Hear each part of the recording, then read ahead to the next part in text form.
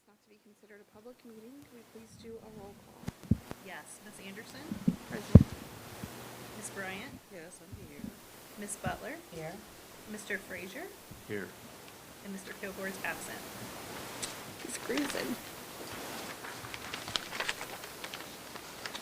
All right. Can everyone please stand for the Pledge of Allegiance?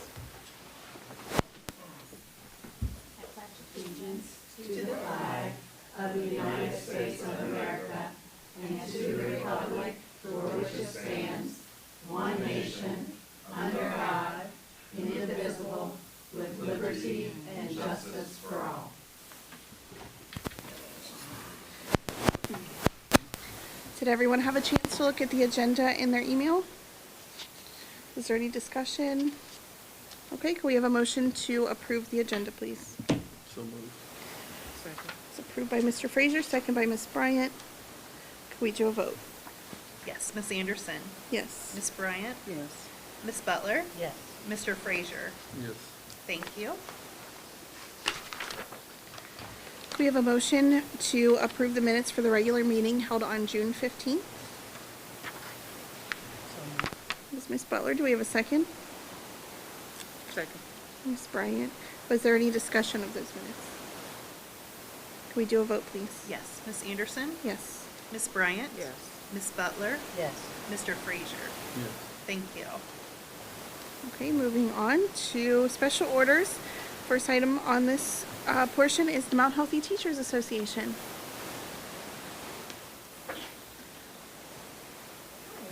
Hello. My name is Patty Kinzer.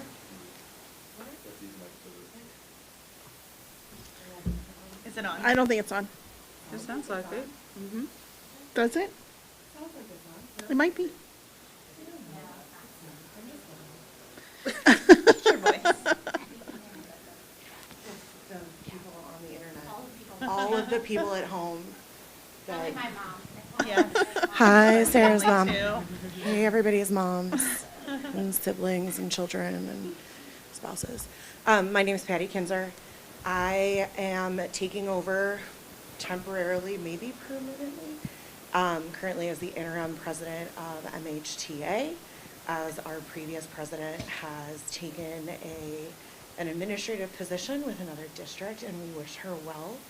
I just wanted to get up and in front of you so you could see my face, make sure the board is aware of the change in leadership, and let you know that I'm excited to work with you and with administration this coming year to give our teachers and our students the best school year we can. Thank you. Thank you so much. Thanks for the update. Thank you, Patty.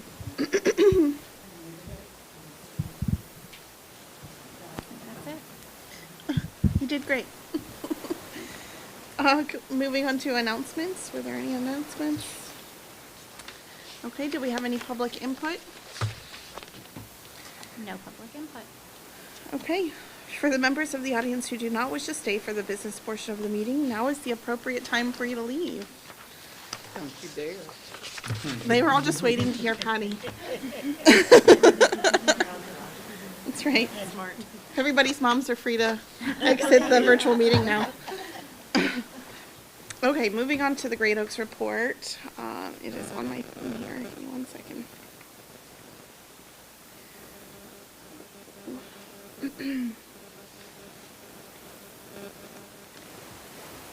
Okay, our Great Oaks meeting was July 8th and 9th. It started July 8th and it ended around 2 a.m. on July 9th this month, which was quite an event for all of us at the Oaks.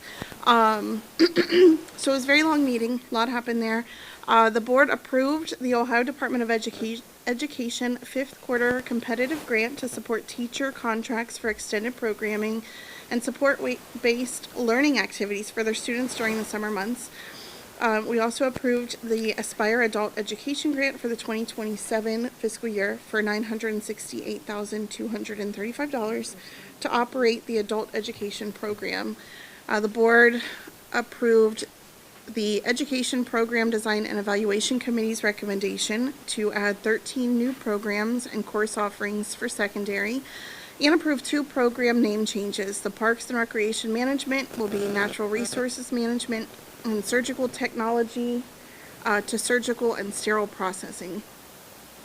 The Great Oaks Board of Directors also approved the collective bargaining agreement with GoPo effective August 1st, 2026 through July 31st, 2029. And the board also approved the contract of Harry Snyder, the president and CEO, for the term of August 1st, 2027 through July 31st, 2032. And those were the highlights for the Great Oaks meeting. Moving on to Mr. Frazier and the legislative liaison report. Okay, some of this might be not new to you guys because I wasn't here last month. But some of the key legislative changes are the science of reading mandated, required use of state-approved ELA curriculum for pre-K through 5th grade, emphasis on phonics-based structured literacy, prohibits outdated instructional methods, limits the local curriculum flexibility, requires teacher training plus new materials, direct tie to the 3rd grade reading proficiency. Also, Senate Bill 19, which is effective September 2026, expands math and reading intervention requirements, enhances diagnostic testing, early identification of struggling students, requires stronger data-driven instruction, impact for the board, potential staffing resource reallocation, increased intervention costs, and greater accountability for student outcomes. There's also EMIS and assessment changes for fiscal year 26 and 27, expanded reporting requirements, academic readiness indicators, CLEP and college readiness metrics, impacts district report card ratings, requires improved data tracking systems. Some of the risk with this is reduced local control over curriculum decisions, increased costs such as training, materials, and interventions, capacity strain on teachers and staff, and risk of state intervention if performance declines.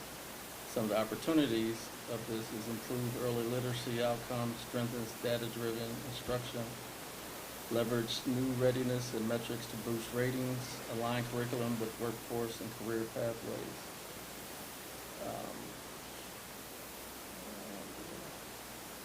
And I guess some action items that the board can consider is review and approve state-aligned curriculum adoption, monitor implementation of science of reading, evaluate intervention, staffing, and funding needs, and ensure EMIS/data reporting readiness. And that's all I got. Okay, thank you, Mr. Frazier. Moving on to the report of the treasurer. I'm just gonna need a moment to set up, please. Okay.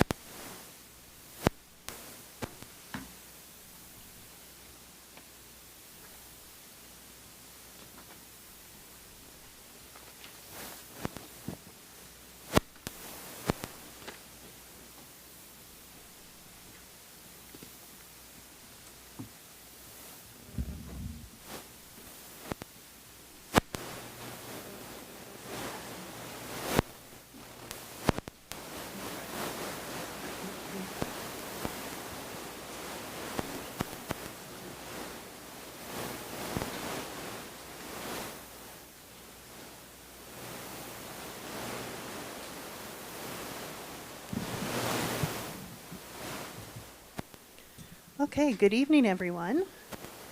Thank you for joining us tonight. We're going to start where we always start, with our cash summary. This is the report that we follow for our funds. Normally, I just bring you to the fund balance and we go down to the end. But as this is the last month of the fiscal year, I want to point something out. If you remember, last year we had quite a bit of funds from 25 that had to be paid in 26. And this year we're well under our forecasted limit of 1.1 million of encumbrances. So this is our number here for encumbrances, and it's a acceptable accounting amount for our side school district. So we are under where we need to be in terms of what we still owe for 26. A lot of that is utilities and other bills that come in during the month, the last month, that will be paid in July and September. And other contracts that are like 12 months. So I think that our beginning number was 2.5 million last year. So that gives some perspective to where we're at with this. So I just wanted to point that out. Normally I wouldn't. So, but now I'll take you down to our fund balance, which is going to be all the way at the bottom of this report. Along the way, you'll notice all of our funds that are listed that you can review as you need to. But this third row in here at the very bottom is our fund balance for the month of June, coming in at $8,451,190.75. That number is important because you know that we tie it with our bank reconciliation number, which is on our next page.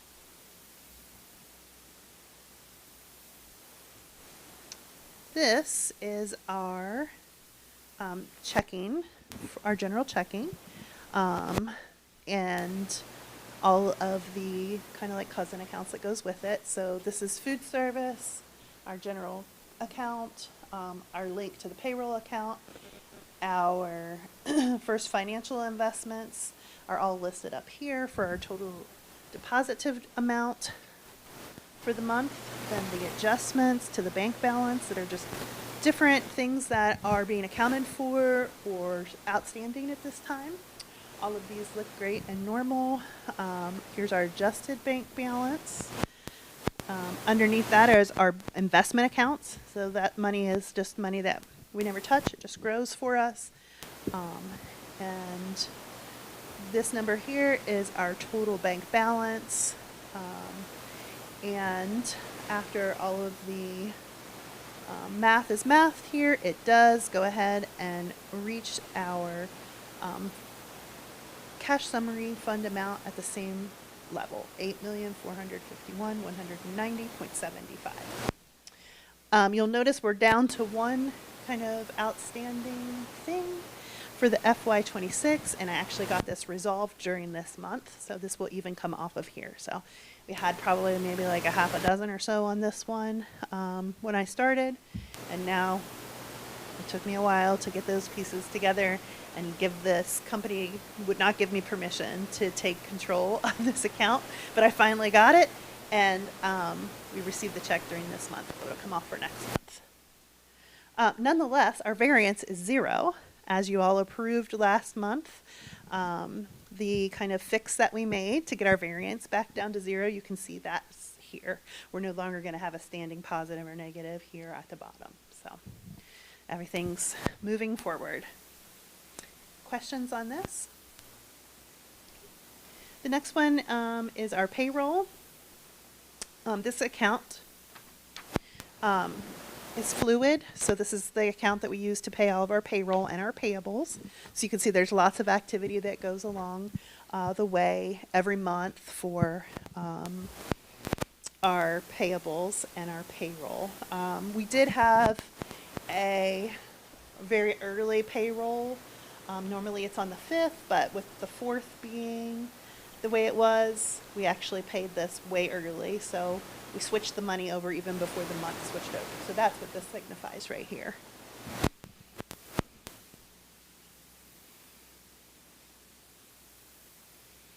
These are just different listed amounts of items that we're watching come and going. Again, you'll see here that our adjusted bank balance is 0 for this account as well. Where the variance was before is no longer.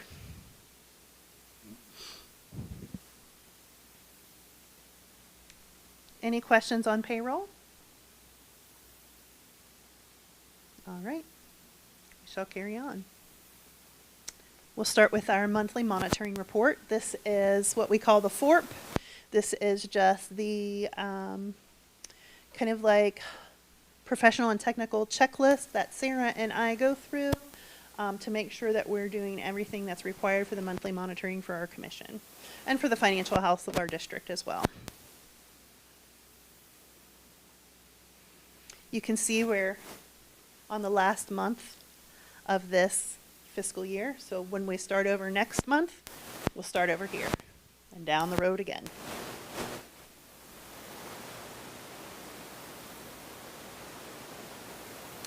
So this is our budget versus actual, and I'm just going to slide it over so everybody can see.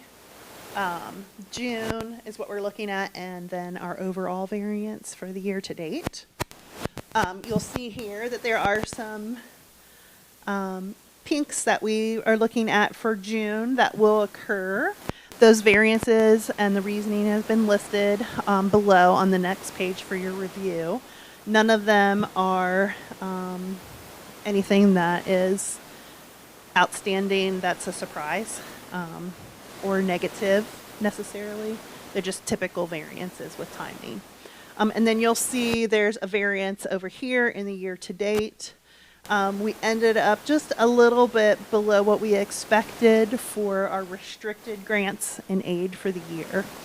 A couple of reasons for that is our funding mechanism changed throughout the year, going on the guarantee, and some other items that were expected to recur did not. So that explains what this variance is for, and there's a longer description for you to review if needed in the page underneath here.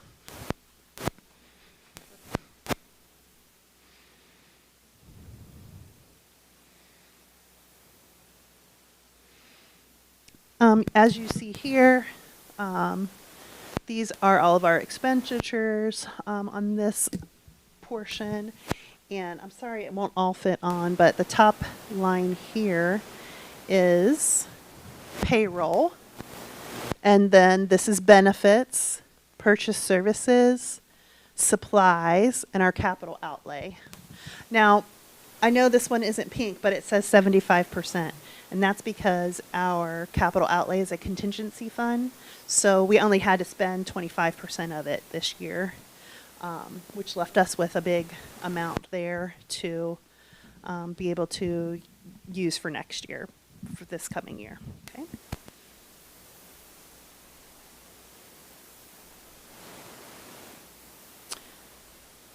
Also, you'll see here how we're turning into greens. This is our spending habits. So if it's red, it's showing that we're putting out more than we expected. If it's green, it's showing that we are spending under what we're expected in terms of deficit spending. So, you know, on the big chart where it has all the reds and the greens, this is showing that activity as well. So it's good. Our deficit spending is getting under control very well. Any questions about actuals versus estimates at this time, either for June or for the year? All right. I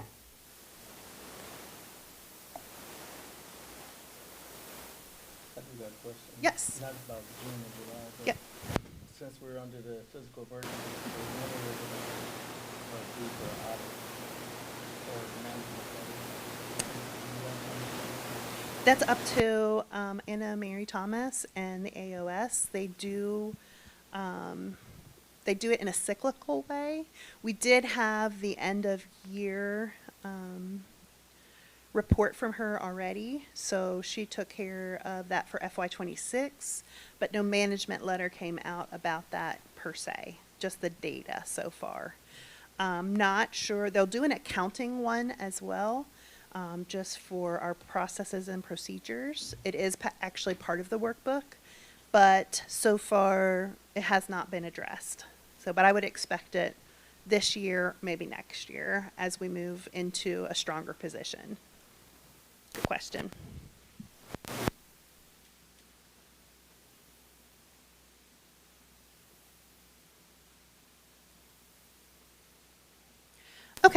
this is our bank reconciliation page. We already went over this with our cash summary, etc. But I just wanted to show you on this, all the data is the same, but here's our big zero, where our variance is now a 0 versus where it's been all year long. So our hope is that we continue the 0 trend on this row as we move through FY27.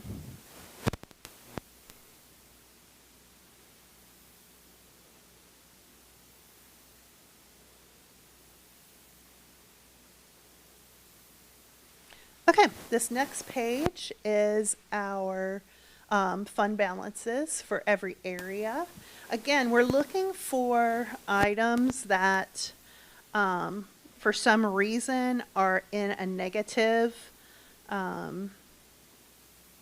cash account that is not a grant fund. So as I scroll down, you can see all the year's data, and you can see that the majority have been blue for quite a while, and if they turned pink, we handled it. And then you'll see we're getting down here to, these are our grant funds, which I've explained before are reimbursement funds. So what happens is at the top of the year, we get a certain amount that we're allowed to spend. We create a plan for that spending. We do that spending from the general fund, and then we get reimbursed for it from ODEW. So all of these accounts are accounted for, and they are going to get what we call a project cash request, and we're moving into what is called a final expenditure report as well. So this is our movement towards the close of the fiscal year, which happens at the end of September in terms of documentation. Obviously, the end is the 6:30, but the documentation completion is by 9:30. So that's what this shows us. There's nothing here that is outstanding in a negative way that we don't understand why it's that way. They all have a paired up account, and they all have PCRs or FERs that are in process. Questions on our funds? All right.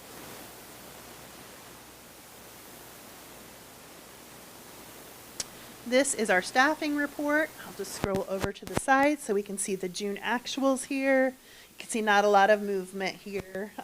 Usually by this time of the year, we find the breaks.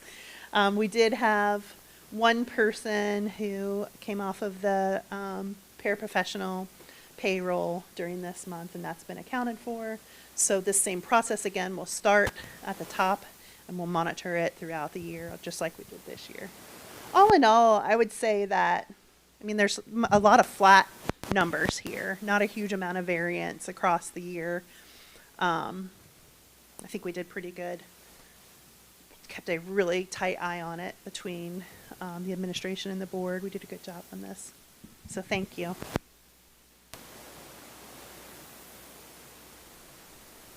Any questions on staffing? Okay. All right.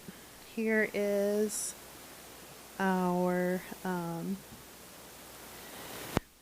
debt and obligations. Now, we don't necessarily go over this every month, but since we're in a new year, you will see some, and you probably already have read on our later discussions for purchase orders. There's some big dollar items on here for our bond and for our ELC COPS. So that's what this is here. Every year we sit down and say, okay, what's our principal going to be this year? What's our interest going to be this year? And we plan for it now for the rest of the year. And those are typically a fall and spring payment. So we'll do the approval now, and then it'll be ready to go when I'm ready to pay it when it's time. Okay? Questions on that? All right. Here is the visual we all love to see grow every time. You can see where we moved into the red and now we're moving out of the red across the board. So I just like to show this because it shows our progress in a really kind of cool visual way. Any questions at all? All right.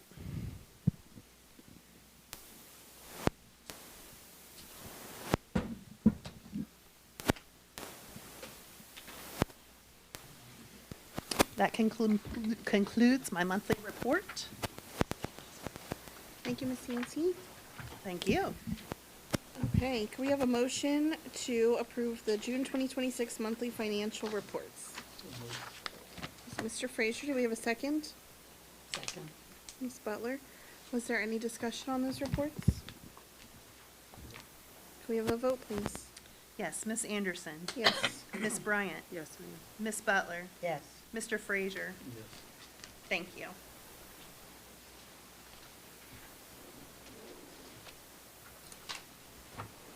Okay. May I move on? Yep. Okay. Now we are on B, approval of a transfer from the general fund. So these items are what I was talking about regarding our debts that we need to pay for our bond and for our ELC. This is specifically for the ELC. The COPS arrangement comes from the general fund into the 002 account where the bonds are. So that's where they get paid from, is the 002 per our AOS. So this is a ask to say, hey, can I transfer this amount from our general fund to that 002 account so that when I'm ready to pay those bills that I can. Okay, can we have a motion to transfer the recommended amount from the general fund to the 002 for the ELC payment? So moved.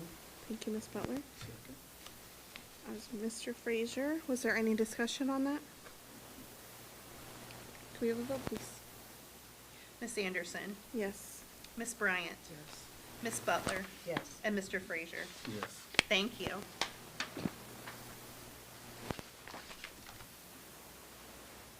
And then item C is going to be approve the analytical reports. Grab my stuff. So I'll be presenting Analytical Report 1A. We just need a moment for setup. Sure. Thank you.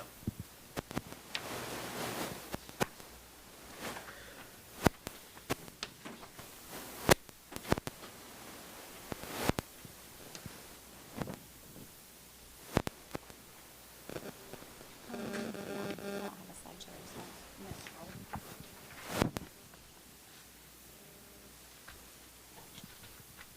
Okay, so you also received a copy of this. This is a workbook, actually two workbooks, one for FY26 and then one for FY27. You received them in your email, and they're lots and lots of pages long, so you do not have a printout in front of you because it would not do it justice to have it printed on paper. But I'm going to demonstrate a couple things and walk you through a couple things on here. You also have in front of you the rubric.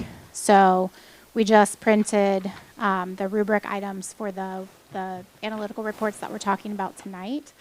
So this is AR1A personnel, which is to tie to line 3.010 in the forecast. So I'm going to actually review these requirements first and then kind of show you where in the workbook we've met that requirement so that you can see how we've met the directive. So AR1A says, since staffing costs through employment make up the bulk of the district's operating expenses, having accurate and timely analytic reports regarding these costs is imperative to proactively manage these expenditures and thereby restore solvency. So the commission directs the district to update the previous submission. So if you remember last year, we had a very similar report. Format looked a little bit different that we utilized. So update the previous submission or create a new report format to reflect FY25 actuals. FY25 actuals were removed from the requirement per a resolution that the commission passed at their last meeting. So since FY25 was so far in the past, we were at the point where we already had FY26 actuals, they removed that requirement. So number one, you can just cross out. Number two, extend the report to include FY26 showing year-to-date actuals and remaining budget so that it ties to the FY26 current budget, which also ties to the new FRP. And then number three, include FY27 projected amount so that it ties to the FY27 proposed budget reported on line 3.010, which also ties to the new FRP. So some very specific items here, capture all personnel costs so that users can easily discern that the report is tied back to the current financial forecast, and then include the following information. The workbook should include worksheet tabs for administration and for each building in the district. Within each tab, the report will show all wages paid to each employee.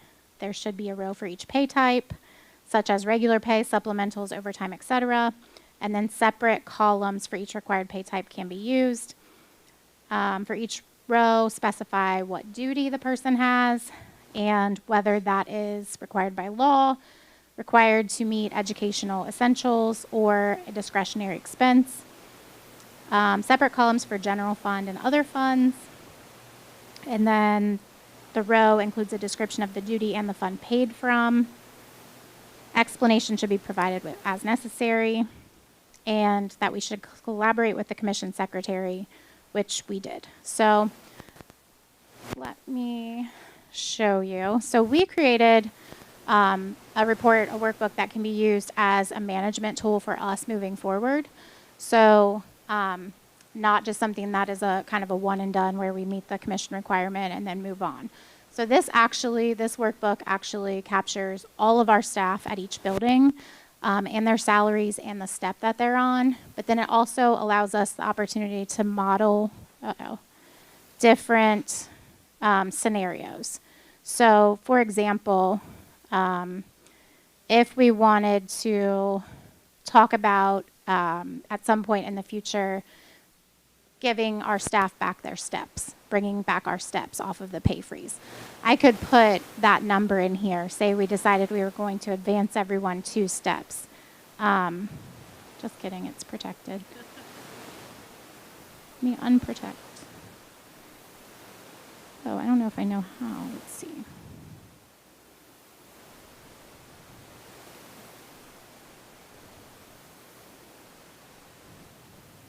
So I can put a number in there, and then on the district summary, it will tell me exactly how much that scenario will cost over our current amount, and that's broken down right here.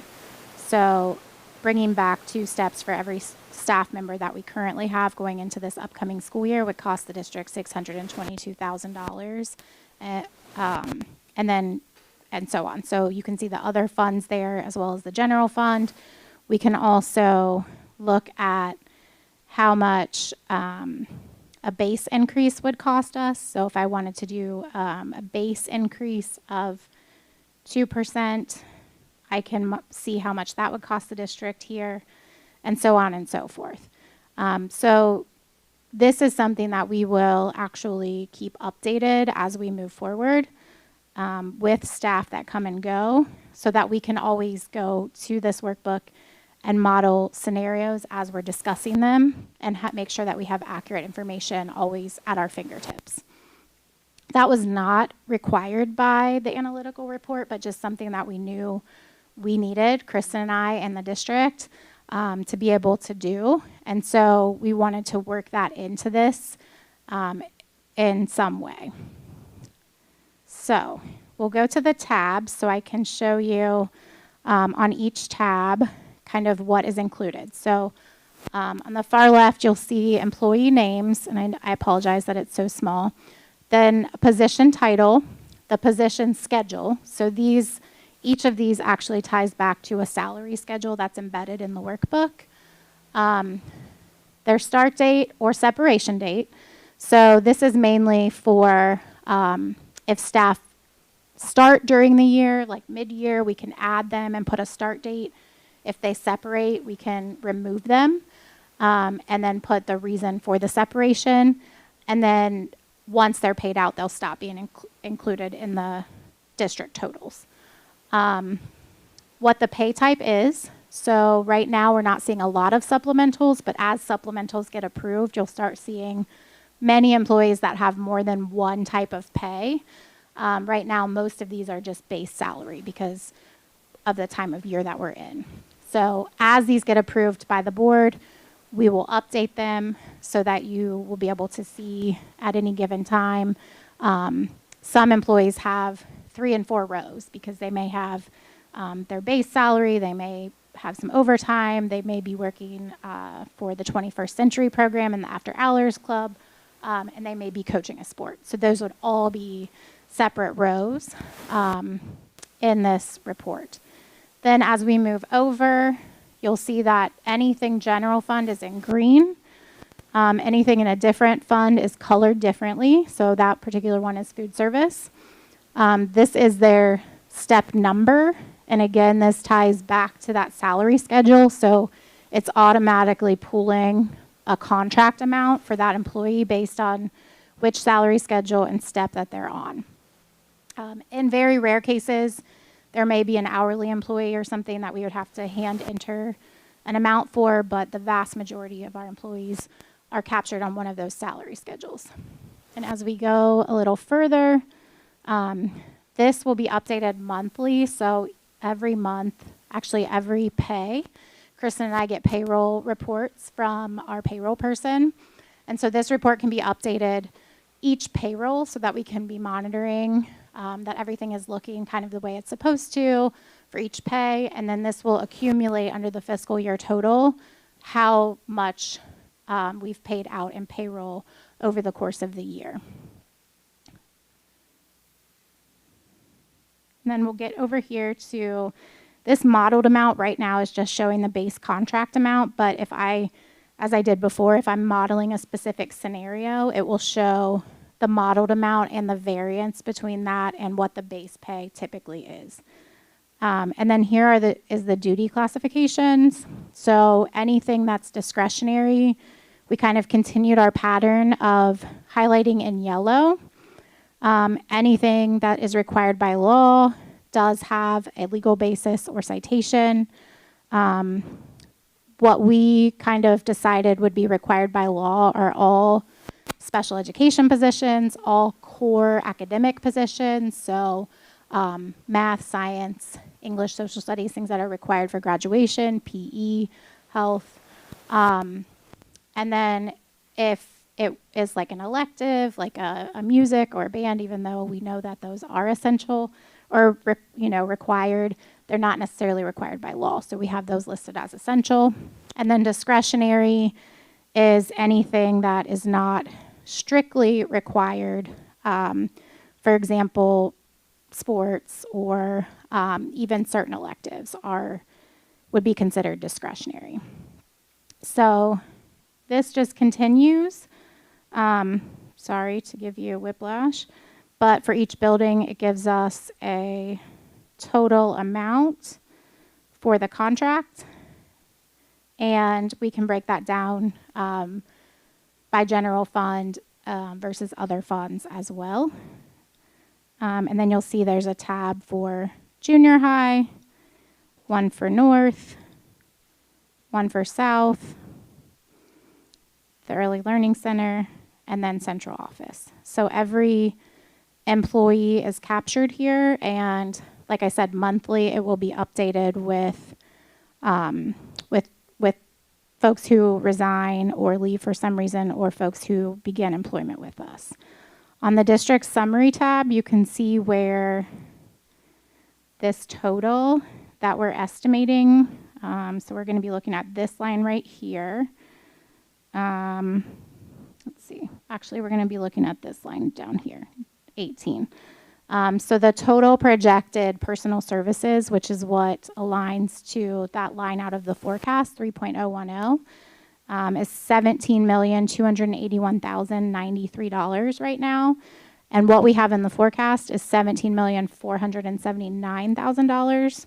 So right now, we're showing that we are favorable to what is in the forecast by just near $200,000. Not all hiring is captured in here, so that will still continue to adjust a little bit over the next 2 months, and then we'll have a whole new forecast in August as well. But right now, we are showing that we are under the amount that was forecasted. The same is true. Let me pull up the FY26. I didn't have that one pulled up, but I want to show you the total. Let's see.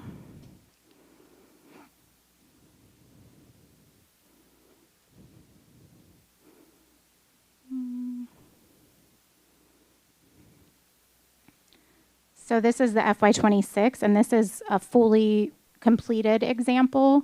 So you can see from these rows right here, the reconciliation to the forecast. Our actual total paid out of the general fund was $18,519,000.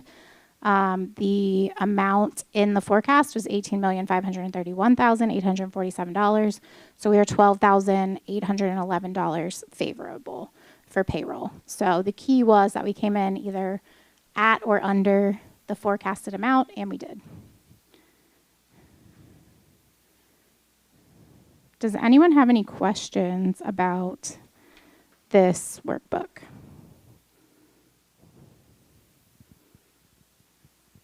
Yeah. All right, so when you were doing the model scenario where you put in that two-step increase, Mm-hmm. does it calculate those that would only get one step based off their date of hire as well? Good question. No, I don't think it is. I don't think it does that right now. It's not that sophisticated. So that But that could 600 and something would go lower. decrease some, yeah, based on folks who were just hired this year. Yep. That's a great question, and something we can make a note of to adjust moving forward. Any other questions?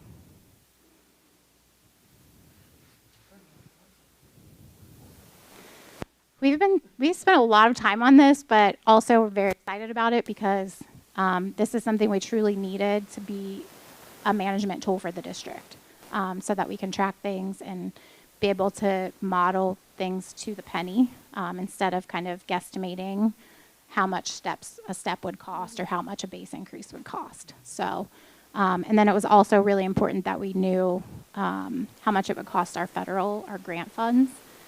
Because when we're doing that kind of budgeting, if we're thinking about some type of increase after, when we go off the pay freeze, if we're thinking about steps, we have to make sure that we can afford that from our federal fund perspective as well. So, okay, I think that's it for analytical report 1. If there are no other questions, I will turn it over to Kristen for 1B. Is that correct? Yes, thank you. And we'll turn the lights back on. Yes, this one is going to be a paper review, which is in front of you. And it looks like this. Blue lines at the top. So what always goes with salaries is benefits, and that's what this one is. It's the expenditure production and monitoring for our benefits. It is also on the rubric here as well. It has 2 requirements for 1B. 1BA is develop an expenditure monitoring and projection methodology with sufficient detail to reasonably project benefit expenses which tie to line 3020 in our forecast. And 1BB, report to include a component that reviews all personnel paid out of the other funds to ensure that their benefits are also paid out of those funds when allowed. So this is going to show general fund and the benefits that follow the general fund, and other non-general funds and the benefits that follow them. Okay? The first page here is just kind of an explanation of what we're going to see in the rest of the report, kind of like some definitions or a table of contents, so it can be reviewed at your leisure. Second page is just the tail end of that. Our third page are our assumptions. So this is breaking down where our benefits are coming from to some degree. So you can see that STRS is there, SERS is there, Medicare is there. It's addressing our renewal increase for GCIC that's upcoming. Actually, it's in progress now. It became effective on the 1st of July. So this is just setting the rules for basically what the data is being calculated at. Okay, next page. So this is directly connected to AR1A. These reports actually work together, and they calculate together. So once AR1 is updated, then we update AR1B. and they kind of go hand in hand that way. So you'll see there the personnel services is there at the top. And then the different bases that we can do in 1 and 2 to determine like salary bases, supplementals, etc. So this is just looking at which method that we used. So I used the method that is the AR1A, total projective general fund personnel services is what I connected it to. So that's what this page shows. Next page is our FY26 final actuals by object fund 200s, and those are all benefits, the 200s section. Okay, so one small difference between the data in 1A and 1B is that I was able to take the general ledger after I made some adaptations to the end of the year things for benefits. For example, we had that Title I flexibility where we moved some items from Title II to Title I or out of general fund into a title. So I used the general ledger statistics and data to inform some of these. So that way I was able to follow each fund in its area. So if you look at the top row where it says benefit object and it goes down, those are the different types of benefits, and to the right horizontally are different funds. So the 001 there is general, food service, other grants, 21st century, and so on and so forth. The 500s are typically our entitlement funds through federal programs. So you can see the columns are all different funds, and then at the very end is the total.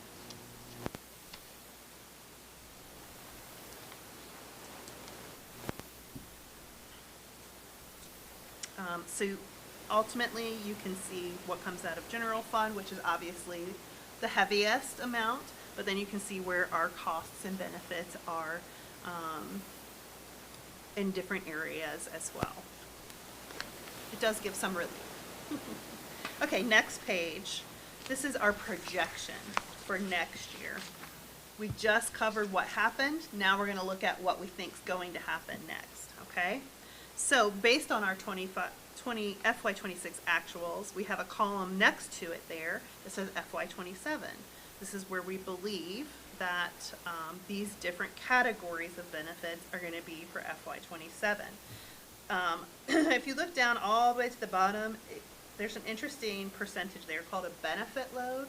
That's kind of like a percentage that compares a total salary base to a total benefits base. So what it's basically saying is that if the salary is 100%, then the benefit load that matches it is about that 34%. So it's saying if I make $100,000 a year, 34% of that is going to be in addition to that for benefits. So that's really kind of a cool ratio that helps the mind have a visual about how the piece of pie of benefits goes along with the salary.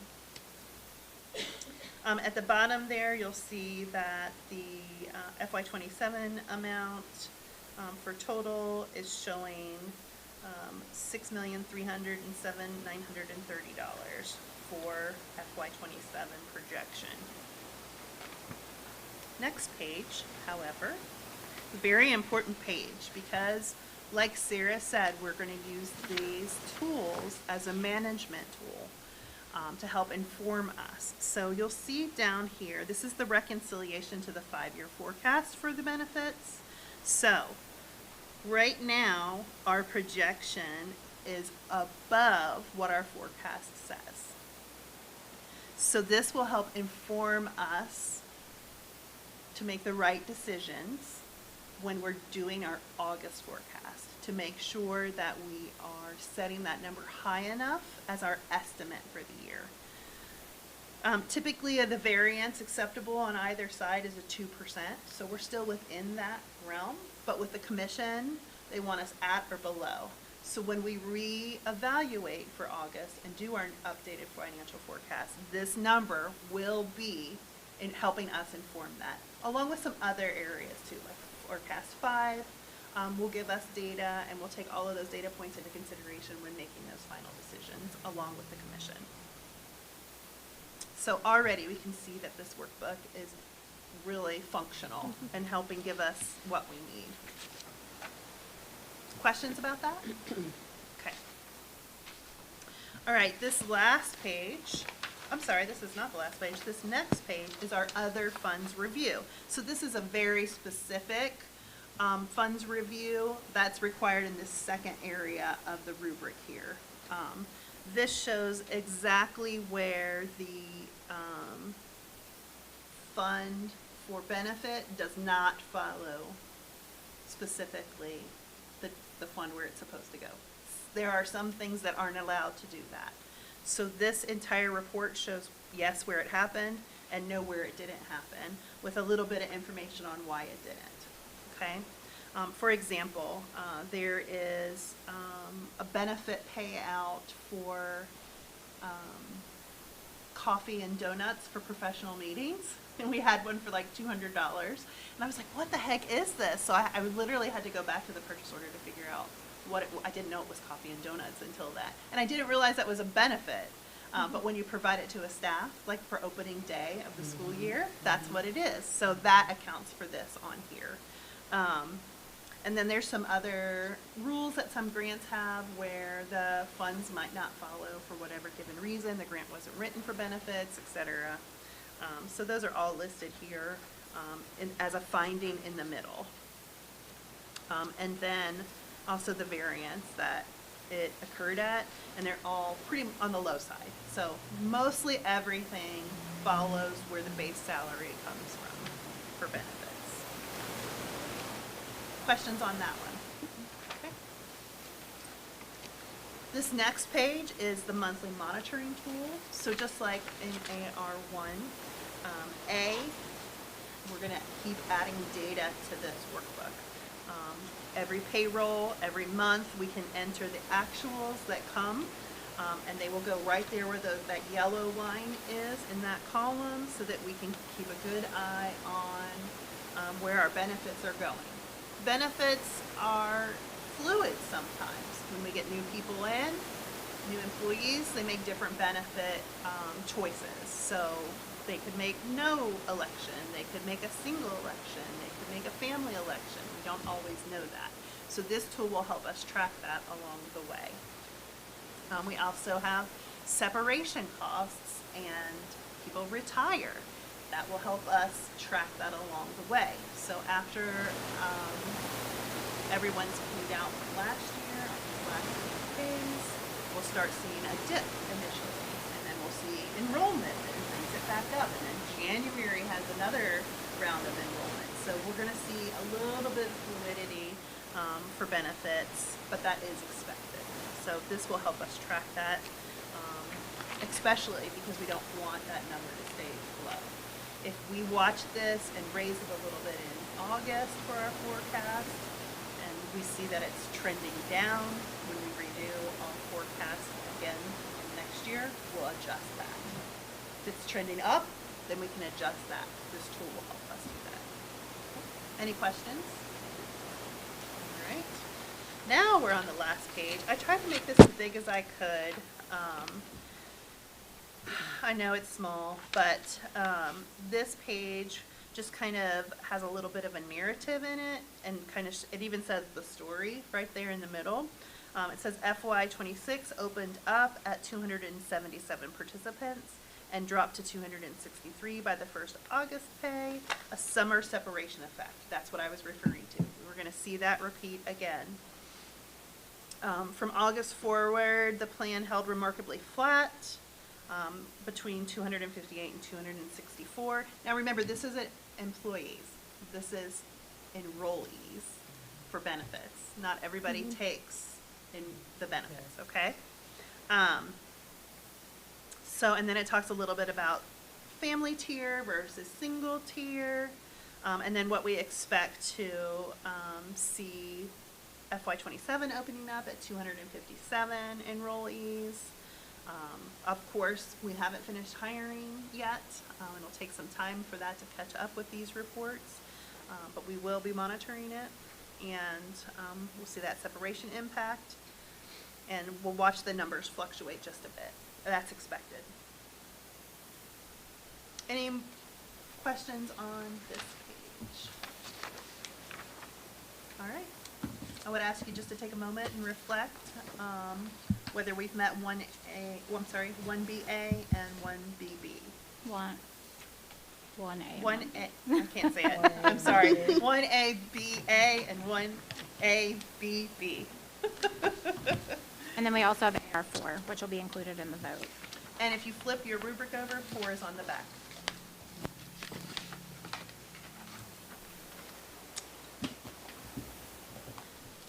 And that's this big, beautiful one. Okay. So AR4 was our organization table, and this one was a little bit more straightforward. It just says annually the district will provide an organization table which documents the supervisory reporting structure in place for all Mount Healthy employees and contracted employees by position title, then individual name. All employees included should be shown in the chart. And then the counts from AR3 should be included for each student-facing position. And for junior, senior high, the district should report total students per day. So what you can see in front of you on this giant paper, the first page is our board office, kind of, or an overview of the whole district. So we envision this as an inverted organizational chart. So with the community, we know that the community is the foundation of everything that we do in the district. The community elects the Board of Education, which is why those two are kind of at the bottom as the foundation of everything in the district. And then rather than looking at it from top down in terms of who people report to, we kind of thought of it as who we support. So the board kind of supports the superintendent and the treasurer, and then it kind of flows from there all the way up through our directors, our coordinators, principals, to the staff, the building staff that's student facing, with students at the top. So all kind of comes together in supporting the students. So if the box is in a pink tint, then that means that there's an additional page that delineates that specific building or that specific group. So for each building, there's a page, it has its own page, and then there's also a separate page for food service. So as you can see from looking at the high school, which is on the next page, all the certified staff are on the left-hand side, all the classified staff are on the right-hand side. The certified staff are all listed by department or grade level, depending on which building it is. And then they have the number of staff or number of students that they'll interact with per day listed next to them. Right now, these are projections. So if you recall, I can't even remember what month, but it was back in the winter. We did an analytical report that showed all of our current student-teacher ratios. And the directive for this was to have it tied to those student-teacher ratios. However, a lot has changed since then, and so we felt it would be more useful to utilize the projections, which are based on those student-teacher ratios, but with staff coming in and out and things like that, it wouldn't have exactly matched up with those old numbers. So these are based on projections. And include some of the new hires that have happened over the summer. Like I said, there's one for each page. Junior, senior high look very similar. Then if you get to like north and south, they're broken down by grade level instead of subject. And also have how many students are in that class each day. With the exception of kindergarten and preschool, because we are just now enrolling those students. So we don't have those numbers completely nailed down at this time. And then at the very last page is our food service page, which kind of shows how our food service staff is broken down by building, and all report to our director of food service, Ms. Richardson. the contracted staff that we have, that we know the names of are included in here. So mostly that is our school psychologist at this time. The speech, the OT, the PT, we don't receive those names typically, or agency names of staff until closer to the beginning of school. So those are not listed on here as of yet. So that is one requirement that is sort of outstanding, just because we will add them in once we have all of the names. Any questions about the organizational chart? Just the high school, so the Michael Roach, he doesn't have any direct reports? So they all report to the principal and the assistant principals. So all staff report to kind of all of them, and then each of them have individual staff members that they will evaluate. So those aren't necessarily delineated yet, but as we get closer to the start of the school year, they will determine which assistant principal is evaluating which staff members. But so that would be just for the purposes of evaluation, but ultimately in terms of a supervisory kind of picture, they all report to Ms. Criswell as the building principal. And is that the same for security? Correct.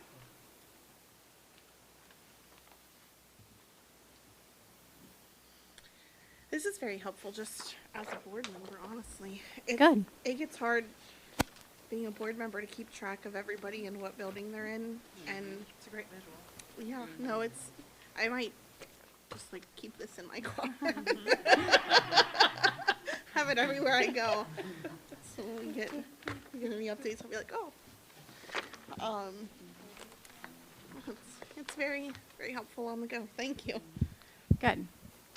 Again, hopefully it can be a management tool for us moving forward that will kind of keep updated as folks come and go or as numbers change. Just kind of similar information to what's in some of the other reports, but a different way of looking at it.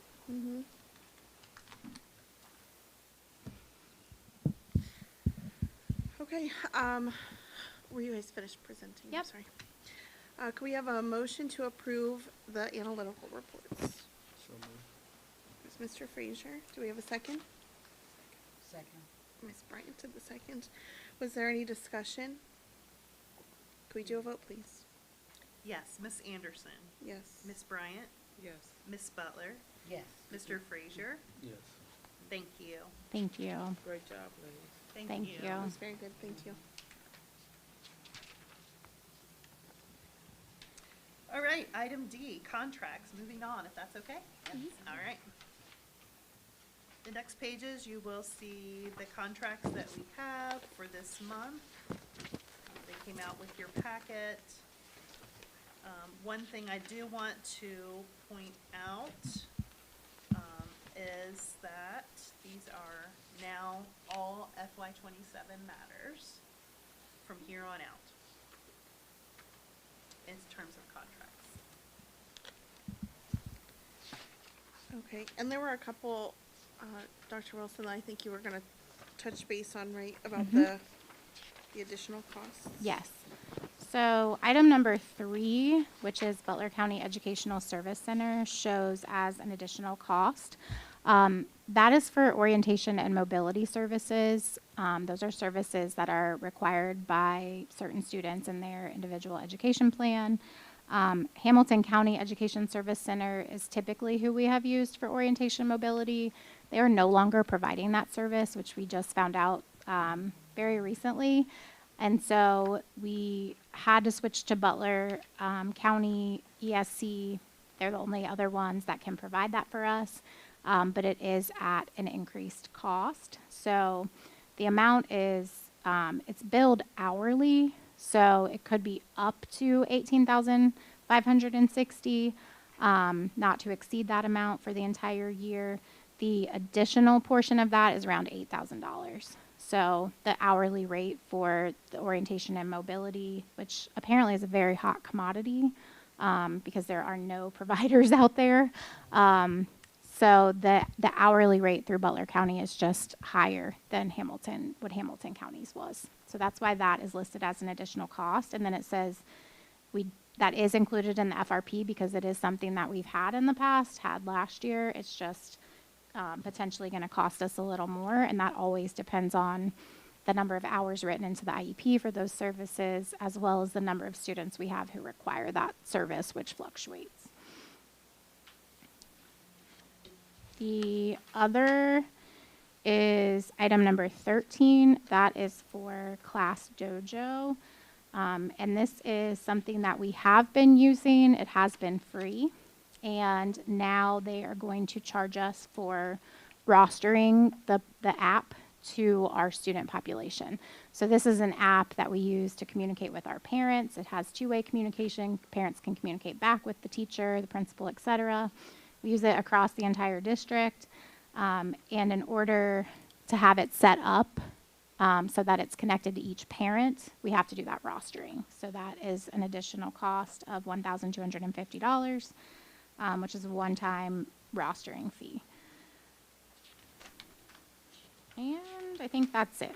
Those are the only ones that were additional cost. Everything else was cost neutral. And then anything that is not general fund would say that it is not included in the FRP just because the FRP only covers general fund. Yes. I had a question about 9 and. Well, let's do a motion first, and then, so that we can get to questions. We have a motion to approve the contracts, please. Was that you, Ms. Bryant? Yes, ma'am. Can we do a second? Second. Thank you, Ms. Butler. Okay, with the discussion?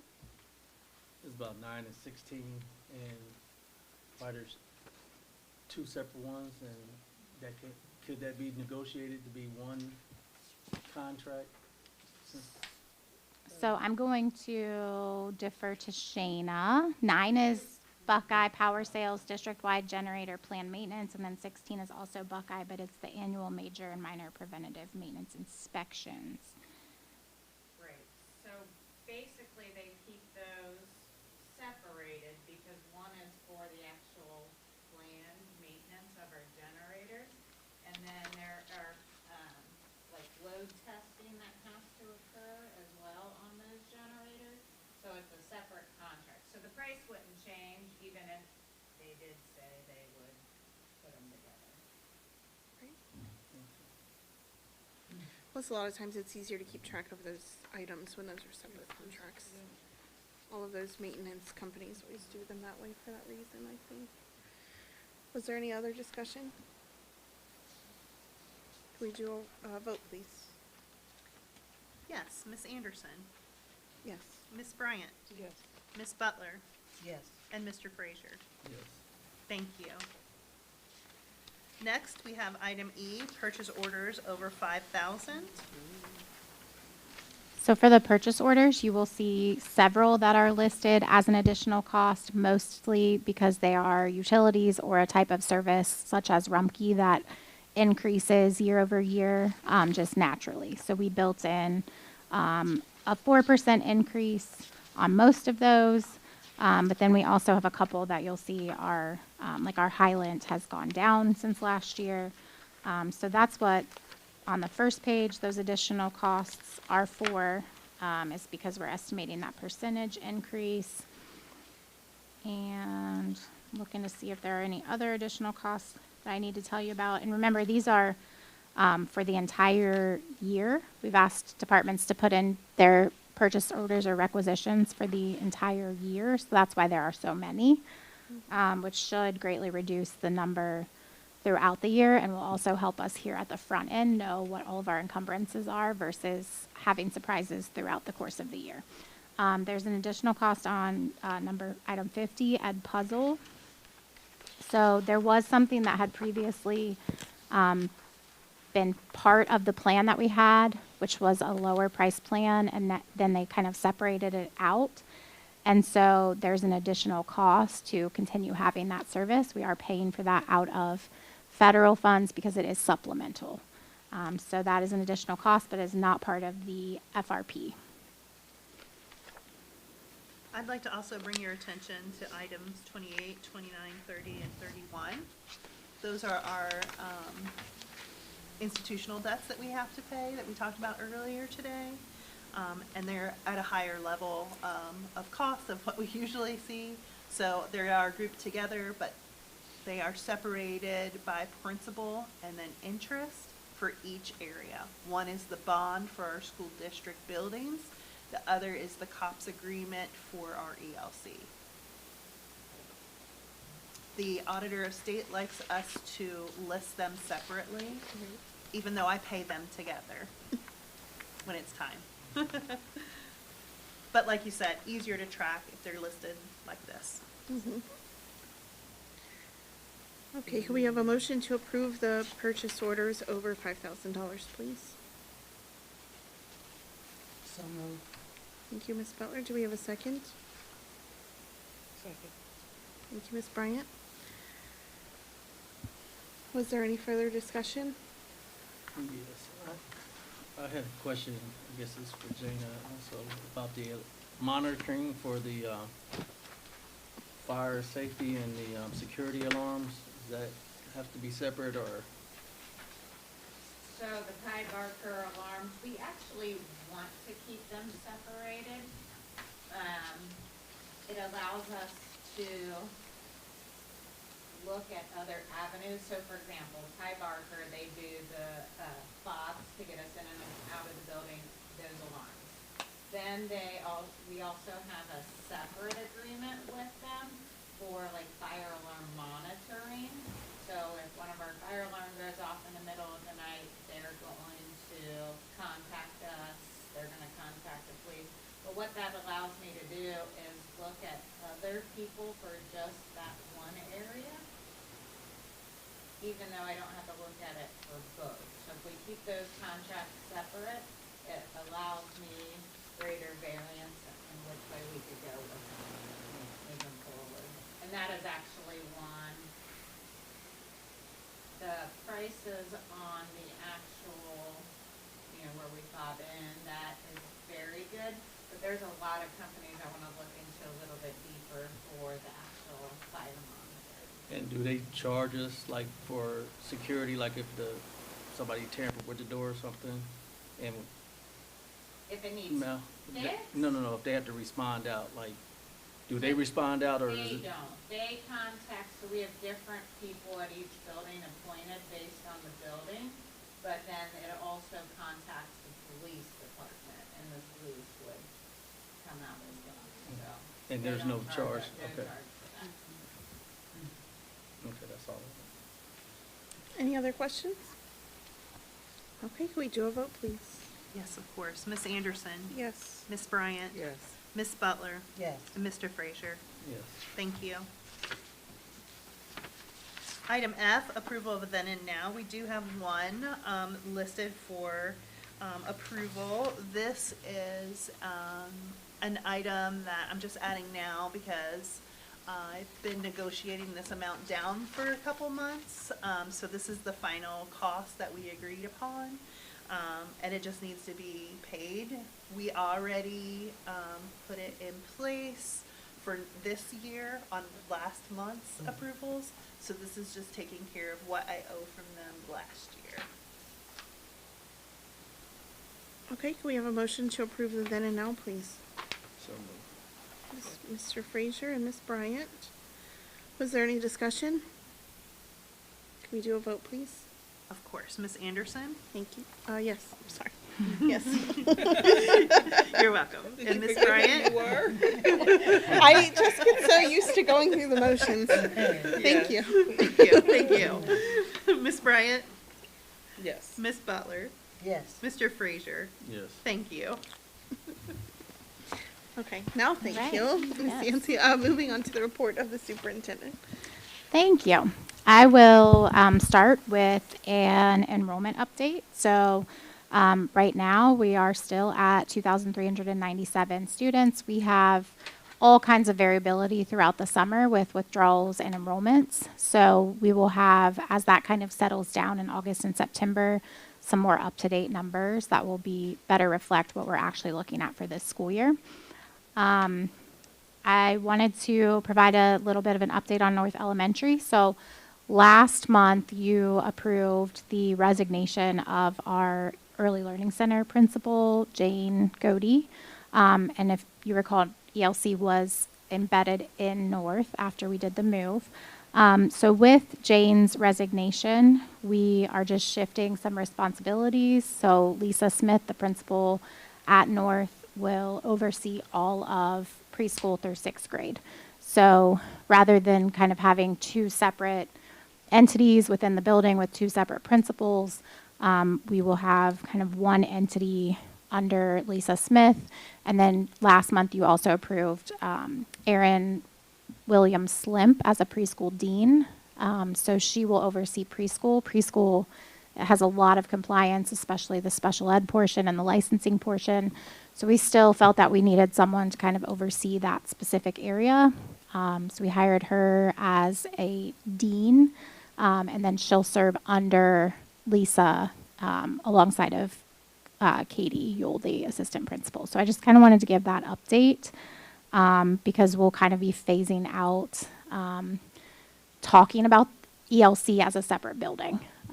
So I just wanted everyone to kind of be aware. That does not mean that we will never be going back into the Early Learning Center building. So I don't want to give the wrong impression. It's just that we know that building is leased for the next, we're already 1 year in, so 4 years, we know that building is leased. And so with the way our administration stands right now, it makes more sense for it to be considered kind of one building. That helps us save with our vendors. So a lot of time our vendors will charge us extra if we have two buildings versus one building, even if they're in the same site, for rostering purposes and different things like that. And it also kind of helps us with the state requirements, where if we have it as a separate kind of entity, it requires us to do two plans for the state separately. And so kind of consolidating it will allow us to just do one plan for the state. And then as we look towards the future, when we get more towards that lease expiring, we can kind of determine where we're at as a district and what those next steps would look like from there. So I just wanted to provide that update. Summer graduation is July 28th, and you do have a printout of all of the calendar events between now and the end of August. So we printed them out for you as a list. Some of them probably not applicable to you, like marching band camp, but we just have our principals. We have our principals put everything on the calendar that parents might want to know about or the public might want to know about. So you'll see everything on here through the end of August, and then come August meeting, we'll print the one for September and provide that to you at the August meeting. And then I also wanted to point out that we included the back to school flyer. Thank you, Michael, for creating the back to school flyer and getting this posted out on Facebook and sending it out to our parents. So July 28th for summer graduation, 6:30 p.m. at the high school auditorium. It's always a lovely ceremony, and students are always very excited to have crossed that finish line. It is. It's very moving. Just a note that South Elementary received a grant for their library for $10,000 from Cincy Book Bus. And so they'll be able to purchase some new books for their library. There is a new website for board policy, so I wanted to point this out to you. The Board Docs website is already updated, so if you go to the Board Docs website and click on policies, it will take you to the new spot for all the policies. Our provider, Neola, just switched who they were using for policy. So instead of Board Docs, it's just a new kind of website or app. It's actually, so far, I've been using it a lot. It's much more user-friendly. But I just wanted to let you know that that has switched over. Also coming up are new teacher meetings on August 11th for teacher orientation, which I think, what was our grand total for new staff? Much lower than. It was much lower than the past. I want to say 24. Yeah. We still maybe have a couple of hires outstanding, but 24 new staff for orientation compared to, 2 years ago, I think we had close to 100. Yeah. So Yeah. things are going well, very well in that regard. And then our opening day meeting is August 17th, which is where all of our staff come together to celebrate the start of the new year. And then I also wanted to note that the audit for fiscal year 23 has finally been released, and I will send you all the report that we were sent by the Auditor of State. So the audit itself is done by Plattenberg. That's our independent auditing organization.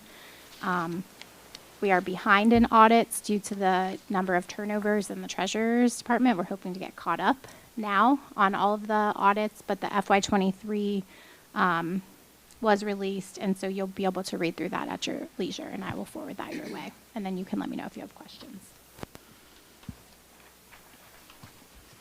And that's it for my report. Okay. So we'll move on to item B, acceptance of donations. And this is a recommendation to accept an $880 donation from Trinity Lutheran Church for purchasing items for a mom room at South Elementary. And this is for like some of our new moms. We have several new moms at South, so this is giving them a place where they can go privately to do some of the things that they need to do as new moms. Okay, can we have a motion to approve the donation from Trinity Lutheran Church in the amount of $880? We heard Frazier first and Ms. Butler second. Was there any discussion, Ms. Bryant? I'm just trying to figure out what a mom room, what do you Pu- mean? Breast Like, Pumping. Pumping and okay, all right. But it was like things that mom do. I'm like, pay bills or like, True, all of the things. yeah. That's Dra- why you All gotta at get the your same Kroger time. quick list order. You are legally required for 1 year to provide any moms who want to stay and do the time to be able to do it. So they don't have to go to the bank. Right. Yeah. So, yeah. I got Or a lot of times they were in like a conference room, but then lots of people People have would keys walk to the in, conference yeah. room, so you know what I mean, or their classroom. So there was just Yeah. some awkwardness. So I got you. yeah, this will be nice. I just had a couple of questions because I'm still playing catch up. So the time for junior and high school changed? Because I keep hearing, The senior highs stayed the same. Mhm. The junior high changed to be back with the high school and is on that the same time. causing is that going to cause a traffic problem or anything? It shouldn't. They have a long drop-off area for their parking lot, and so there's never really been traffic issues for that building, just because it's so spread out and expansive. And on the busing, so everybody's still getting busing if they live outside the 2 Well, miles of can we do this during the open discussion so that we can get finished with approving the donation? I don't want, And she brought up the flyer thing. I'm just trying to ask it, then I won't have any. I know, but we can do this during the open discussion because I want to make sure that we get through the approval of this donation and then it's all marked clearly in the minutes. So that I'm when we go sorry. back and look, no, it's okay. No, we can come back to this to the open discussion part, if that's okay. The questions about the busing and timing. Was there any other discussion on this donation? Okay. Can we have a vote, please? Yes, Miss Anderson, Yes. Miss Bryant, Yes. Miss Butler, Yes. and Mr. Frazier. Yes. Thank you. All right, item C is to approve the resignations as listed in the chart there.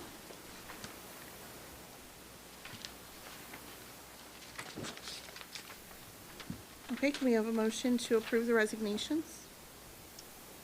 So moved. Ms. Butler and Ms. Bryant. Was there any discussion on these resignations? Okay, can we do a vote, please? Yes. Miss Anderson, Yes. Miss Bryant, Yes. Miss Butler, Yes. and Mr. Frazier. Yes. Thank you. Item D is to approve the administrative personnel as listed.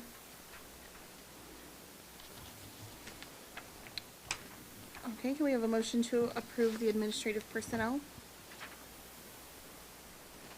So moved. Ms. Bryant, do we have a second? Second. Thank you, Ms. Butler.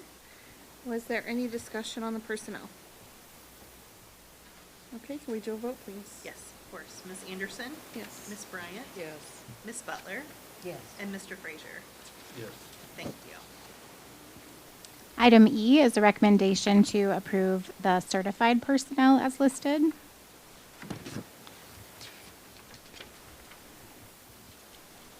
Okay, can we have a motion to approve the certified personnel? Yes, Ms. Bryant. Do we have a second? Second. Thank you, Ms. Butler. Was there any discussion? Can we do a vote, please? Of course. Ms. Anderson? Yes. Ms. Bryant? Yes. Ms. Butler? Yes. And Mr. Frazier? Thank you. Item F is to approve the classified personnel as listed.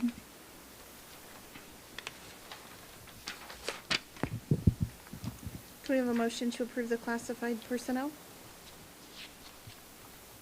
So moved. I heard Ms. Butler. Did you second, Ms. Bryant? Thank you.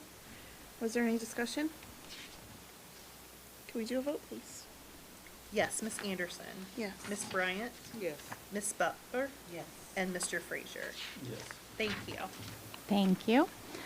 Item G is to approve contract changes and transfers. Could we please have a motion to approve the contract changes and transfers? So moved. Thank you, Ms. Butler. Do we have a second? Second. It's Ms. Bryant. Any discussion on those transfers or changes? I do just want to point out item number 4. That position will not actually officially begin until January 1st due to the retirement of our beloved Lavonda in December. But we wanted to go ahead and get it on here for approval so that we could start doing some training. Okay. Any other discussion? Could we do a vote, please? Yes, Ms. Anderson? Yes. Ms. Bryant? Yes. Ms. Butler? Yes. And Mr. Frazier? Yes. Thank you. Thank you. Item H is a recommendation to approve the supplemental positions as listed. These are our fall athletic supplementals.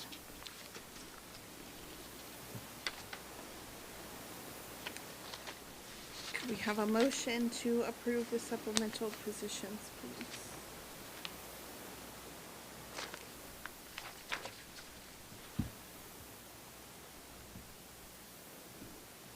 Do we have a motion? So moved. Thank you, Ms. Bryant. Do we have a second? Second. Thank you, Ms. Butler. Was there any discussion on any of those? Did everyone have a chance to look through those? Okay, could we take a vote, please?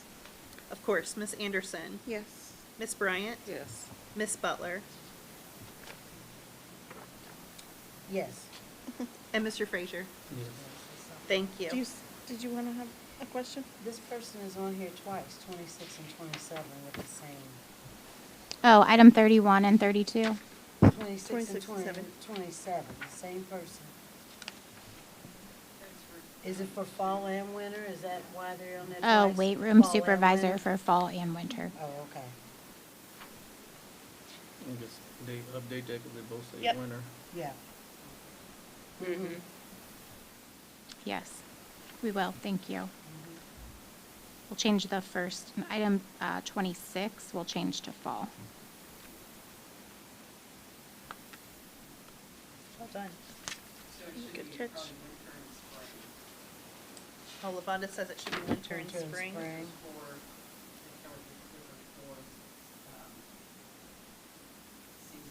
Mhm. Oh, from the 24, 25, 26, and 27? Okay, so summer, fall, Oh. winter, and then Yeah, I see. spring. Okay. Thank Okay. you. Okay. Gotcha. Do we need to amend that officially? I don't think so Okay. because it's on the minutes We just need we're to make sure it's creating correct right on now. there. Yeah. Okay, very good. Yeah. So, And item 31, now that you did say that though, I wanted to point out 31 and 32 because that is not an athletic supplemental.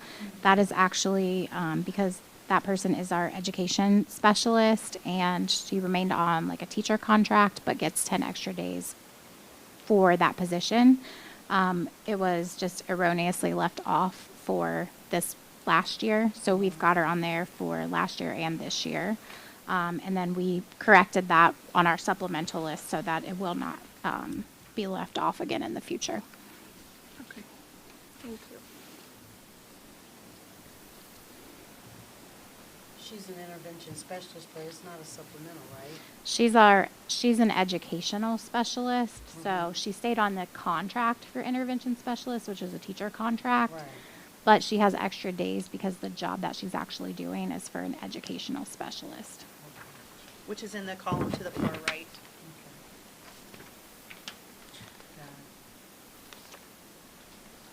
Got it. Just for safety's sake, Redo. can we do another vote on this since we've Yes. discussed Do it? you want a motion again? No, we can keep, because Okay. we can discuss within the motion, so I Okay. think if we just do another vote. Okay. We'll do Miss Anderson, Yes. Miss Bryant, Yes. Miss Butler, Yes. and Mr. Frazier. Yes. Thank you. Item I is a recommendation to approve the Mount Healthy Junior Senior High Coaches Handbook, and then permit the superintendent and human resource director to update as needed. So we have not had a handbook for our coaches in the past, but this handbook, which was sent to you, outlines kind of all of the responsibilities and expectations for our coaches, reporting mechanisms, student safety mechanisms, budgeting things. So kind of outlines all of their roles and responsibilities. It makes it very clear, and then we'll be asking our coaches to sign off that they have received and read the handbook and understand what's included within the handbook. Some of our coaches are not district employees, and so we just want to make sure that we have very clearly laid out what the expectations are for all of our coaches across the board. Okay, I trust that everyone took a look at the coaches handbook in their email. Could we have a motion to approve that handbook and also to allow the superintendent and the human resource director to update that as needed? So moved. Thank you, Ms. Butler. Do we have a second? As Ms. Bryant, was there any discussion about the handbook or regarding the superintendent and human resources ability to update that? Okay, can we do a vote? Of course, Miss Anderson, Yes. Miss Bryant, Yes. Miss Butler, Yes. and Mr. Frazier. Yes. Thank you. Thank you. And then item J, along similar lines with athletics, is a recommendation to approve the junior senior high school student athlete code of conduct. So this had not been updated in a couple of years, and some things needed to be streamlined and make sure that they parallel with the OHSAA athletic requirements for the state. So this is just an updated version, and this is part of our final forms where when parents of student athletes or the student athletes themselves complete their final forms, they have to acknowledge that they've reviewed and understand the student athlete code of conduct. Our student athletes are held to a little bit of a higher expectation because of their position as student athletes. Okay. And again, this attachment was sent to everyone prior to the board meeting. Could we have a motion to approve the student athlete code of conduct? So moved. Thank you, Ms. Butler. Ms. Bryant, second. Was there any discussion? Can we do a vote, please? Of course, Miss Anderson, Yes. Miss Bryant, Yes. Miss Butler, Yes. and Mr. Frazier. Yes. Thank you. Thank you. And I do just want to thank Mr. Corey, our athletic director, and also Ms. Berg. Mr. Corey has been meeting regularly with Ms. Berg, so she kind of oversaw the process of completing the handbook and the code of conduct. And I appreciate the work that they both put in getting those finished so that you could approve them tonight. So thank you. Item K is to approve an overnight trip. So it is board policy that any overnight trips involving students are board approved before they happen. And this particular one is for the cheerleaders. Okay, we have a motion to approve the cheerleading overnight camp.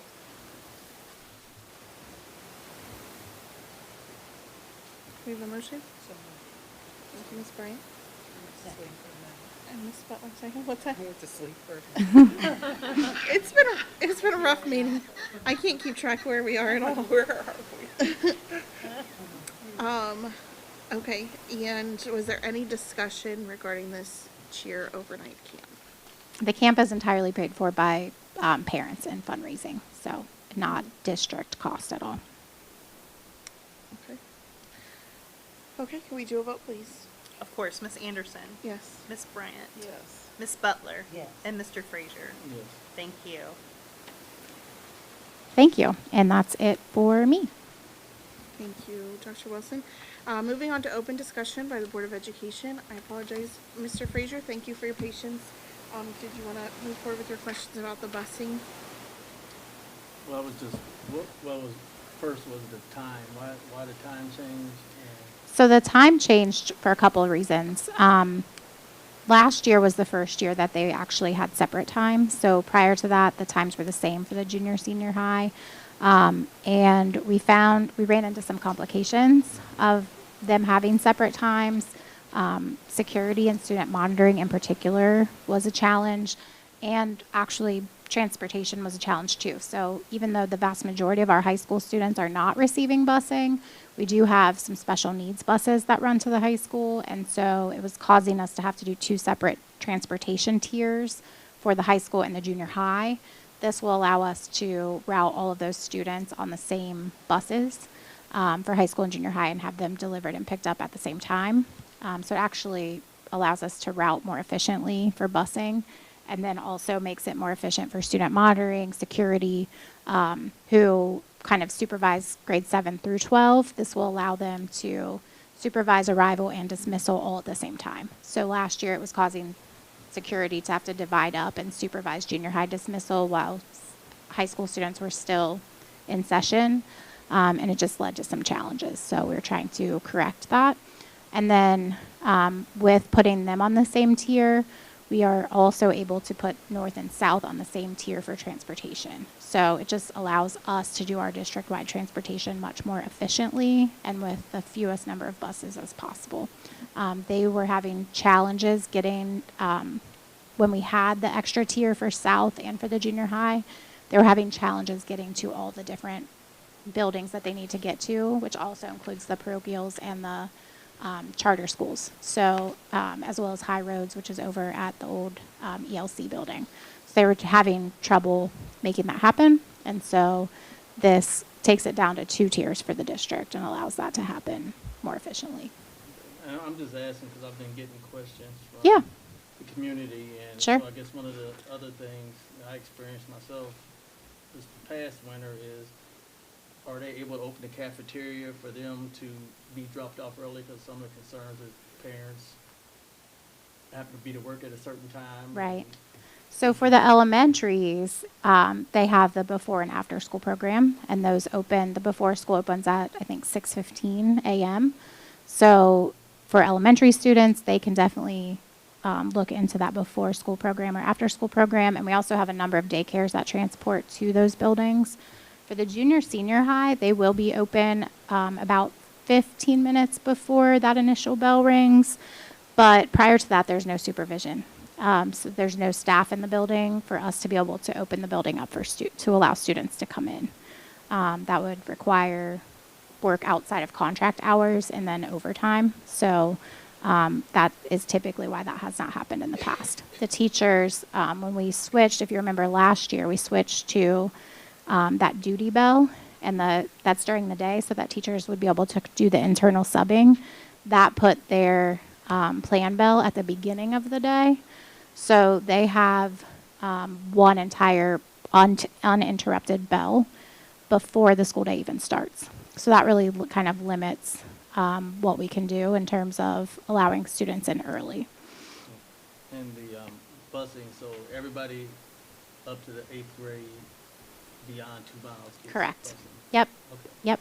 Because they seem to be, I appreciate you doing the flyer, but wait, Michael, but it seemed to be a bunch of questions I saw people asking, like. Yeah, is it's there exactly busing? the same as last year. Yep. So we still provide busing through 8th grade if they are 2 miles or more away from their just home building. And it's not just if they got an IEP, it's if they're Correct. 2 miles Yes. beyond, okay.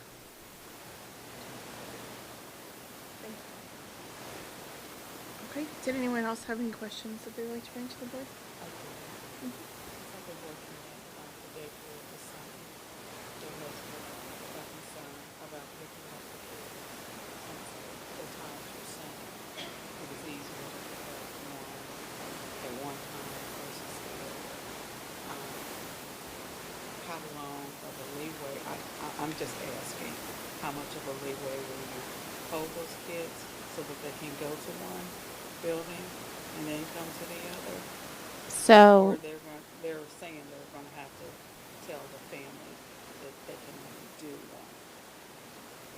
They can't get enough lead time in between. so when we routes. looked at it, there are really no parents from South, students from South, who would not get busing if they were attending North. So if they live in the South area of attendance, but they're attending kindergarten at North, they would qualify for busing because it would be over the 2 miles. No, I'm talking about the daycares picking up kids to take them to their center after school.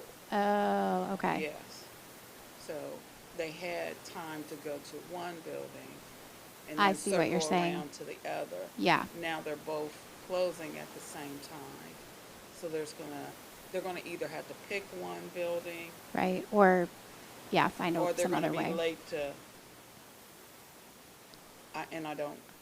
they've Yeah. asked me and I say, I don't know what to tell you guys. Yeah, I would encourage them to reach out to the building principals to Okay. talk through that, because I'm sure that Ms. Smith and Dr. Cox will be able to work through that with them in terms of the dismissal times and how long, because they have a dismissal process where students wait in the cafeteria. And Right. so I'm sure that they can work through that with them, with those specific daycares, to make that work. And I shared the flyer that you made with them because they had no idea when school started. They had asked several parents and I said, well, I know it's on the website. I'll just send it to you today. And then it made me think about like snow days and whatnot for them. I know that they're not our employees, but they do take care of our kids Right. when we're not here. I have in the past, whenever I learn of a closing, there's been a couple of daycares that I call and say, okay, I've heard that we're gonna close. And they're like, are you sure? And I was like, well, yeah, I'm sure. So that they can have time to get extra staff in, because they wouldn't normally have people that work part-time in the morning and then again in the afternoon.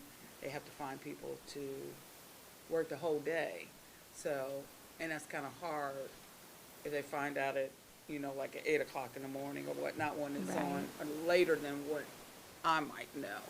I don't know what a better system to Yeah, help them that's with tough. that, but I think it's important for us to try to work out Yeah. something for them because they are taking care of our babies, So we typically post on Facebook the moment the decision is made. Okay. We have a protocol. We try to make the decision by like 4:30 in the morning, which Michael loves, getting up at 4:30 in the morning to post that on Facebook.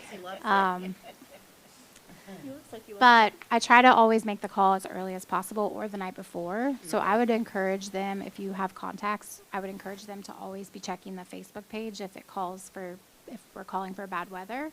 And then we also always put it on the news. So my protocol is to notify the board, and then I have the executive team that I notify so that they can start doing the things that they need to do. Michael posted on Facebook. I then post it on the news station. So we try to get that out pretty quickly, so that's never at the very last minute.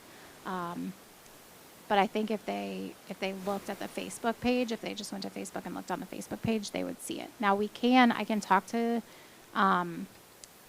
Michael or Anita in Final Forms and see if there's some other way, because that's how our notifications go out, like through ThrillShare, when we notify all the parents. So we can maybe figure something out.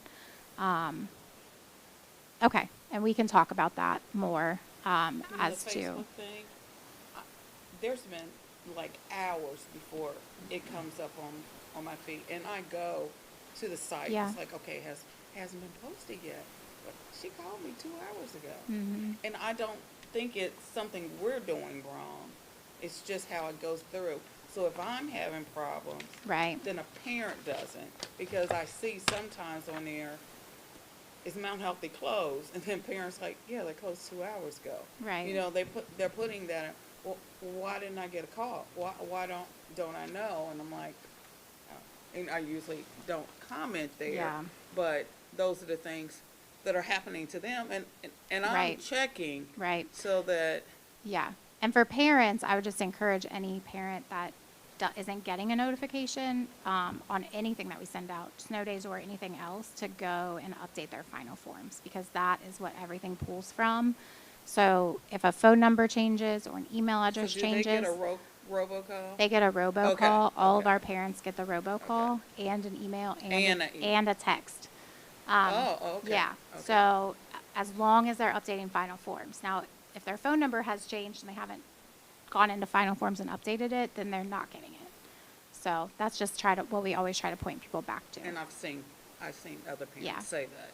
Well, I didn't get a call. Yeah. So is it a current number? Right.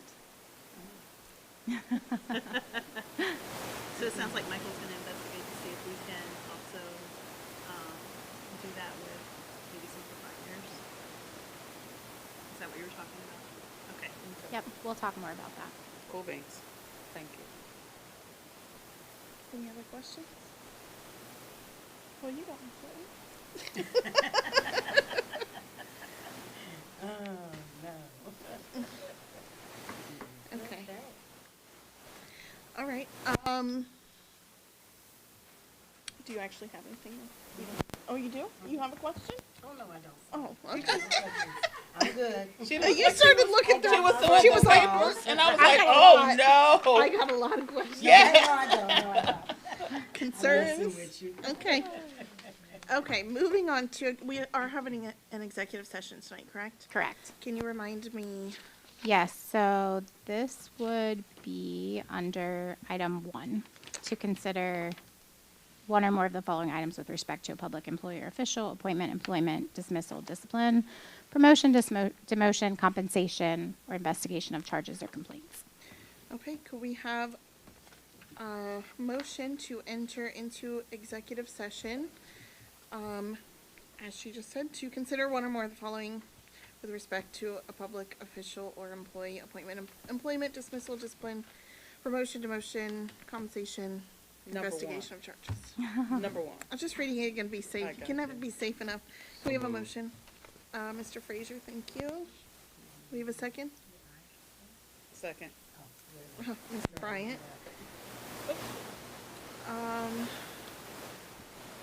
Can we do a roll, I'm sorry, a vote, please? Yes. Ms. Anderson? Yes. Ms. Bryant? Yes. Ms. Butler? Yes. And Mr. Frazier? Thank you.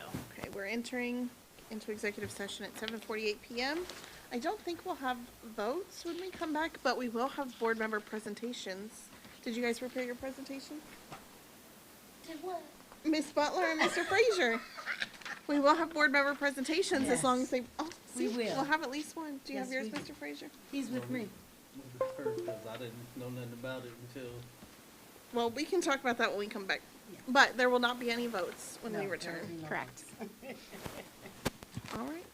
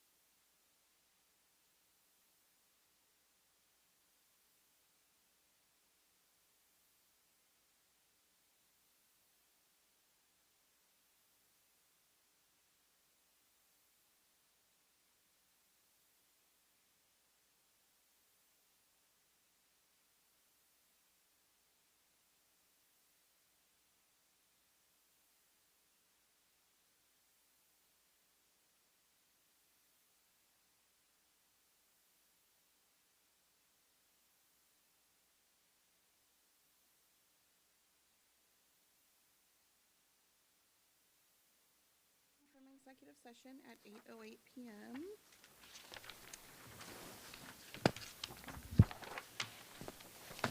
Okay, moving on to the Board of Education report, the board training presentation.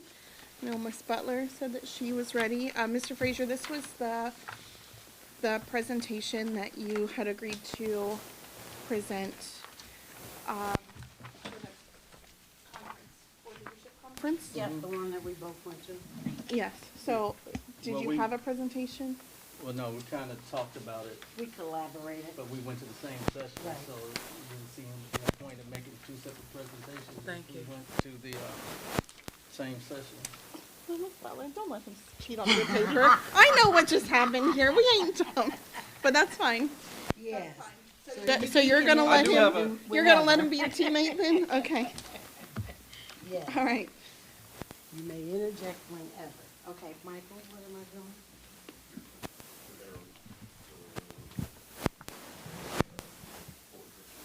Okay, so these were the sessions that I attended, and basically, we're gonna go through them. Oh, I have to hold that, okay. Oh, God, it's kind of awkward. Yeah. Do the clicker? Okay. There you go. Thank you. The first one was called Reading Reimagined Through Student-Led AI. You can click. These were students from Ridgewood Local Coshocton High School that designed and built an artificial intelligence literacy platform called Reading Reimagined to help students focus on reading and comprehension. These were for grades 1 through 10. So how it works is the teacher would select from 10 different reading levels designed for 4 different abilities. She would start with the level that matched the student's reading level, for example, like simple sentences and sight words. And then the student would create their story by picking out their characters and settings to develop their story. So they could use short paragraphs and descriptive words. Next, in order to track the progress, the students would answer comprehension questions. They would read aloud once they get their story developed. And then once they reach the end of the story, they have the option to read the story to an AI, which would then grade them on their pronunciation as well as their speed. Now, for vocabulary building, a student could click on any word in their story and they would get the definition, how to pronounce the word, and be able to hear the correct pronunciation of the word. There are also language settings in this, where students could switch between English, Spanish, and Arabic. They also had an offer for students to be able to learn bilingual languages. So students could actually learn a new language while reading their favorite story. For more information, I have flyers that I'll give out to you if you would like to contact these folks who are just now marketing this and willing to sell it. Next workshop is Stepping into Service. This one basically provided information regarding the treasurer and the superintendent. So right here, you see the national model, which basically tells you board, superintendent, treasurer. Now, what I did not know, that in most states, the superintendent is the sole employee of the board. The treasurer reports to the superintendent. So there's a clear chain of command and accountability. Alignment is expected to happen within the administrative team. The Ohio model, which is what we go by, has the board superintendent treasurer that work side by side, which is what we have. All have independent responsibilities and direct accountability. So for the most part, the superintendent administers, implements, and manages. The treasurer, who is the chief financial officer of the district, has the fiscal leadership and management of all finances of the district, as well as secretary to the board. The treasurer is responsible for administration of the school district's fiscal affairs of all of them. Then you would have different roles. Their roles, of course, I just said that treasurer's role is district leader. Board Secretary, Financial Affairs of the District, and Execution of Contracts and Conveyances. She's the keeper of the records. The Superintendent, who is the CEO, the Chief Personnel Purchasing, and Instructional Officer. She maintains communications and attendance zones. But then you have board relationships, and that for us is kind of like a triad. Board, superintendent, treasurer. We all have to lead by example. We all have to have a united front and a consistent strategy. And communication is key. Without that, we're on a disaster area. Next, go ahead, Before you go Michael. to that one. Oh, I'm sorry. Are there any questions? Did you want to No, no. interject something, sir? Yes. Go ahead. Also, part of that was the good, bad, the ugly of labor relations, and it talked about the different types of mediation. I guess there's 3 different types that are commonly used: traditional bargaining, interest-based bargaining, and the traditional modified bargaining.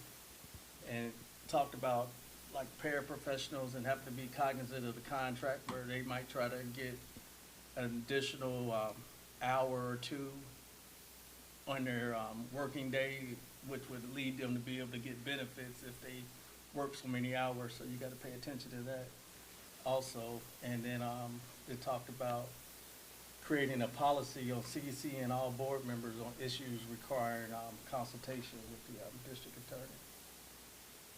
Did anyone have any questions? Not so Okay. far, thank you.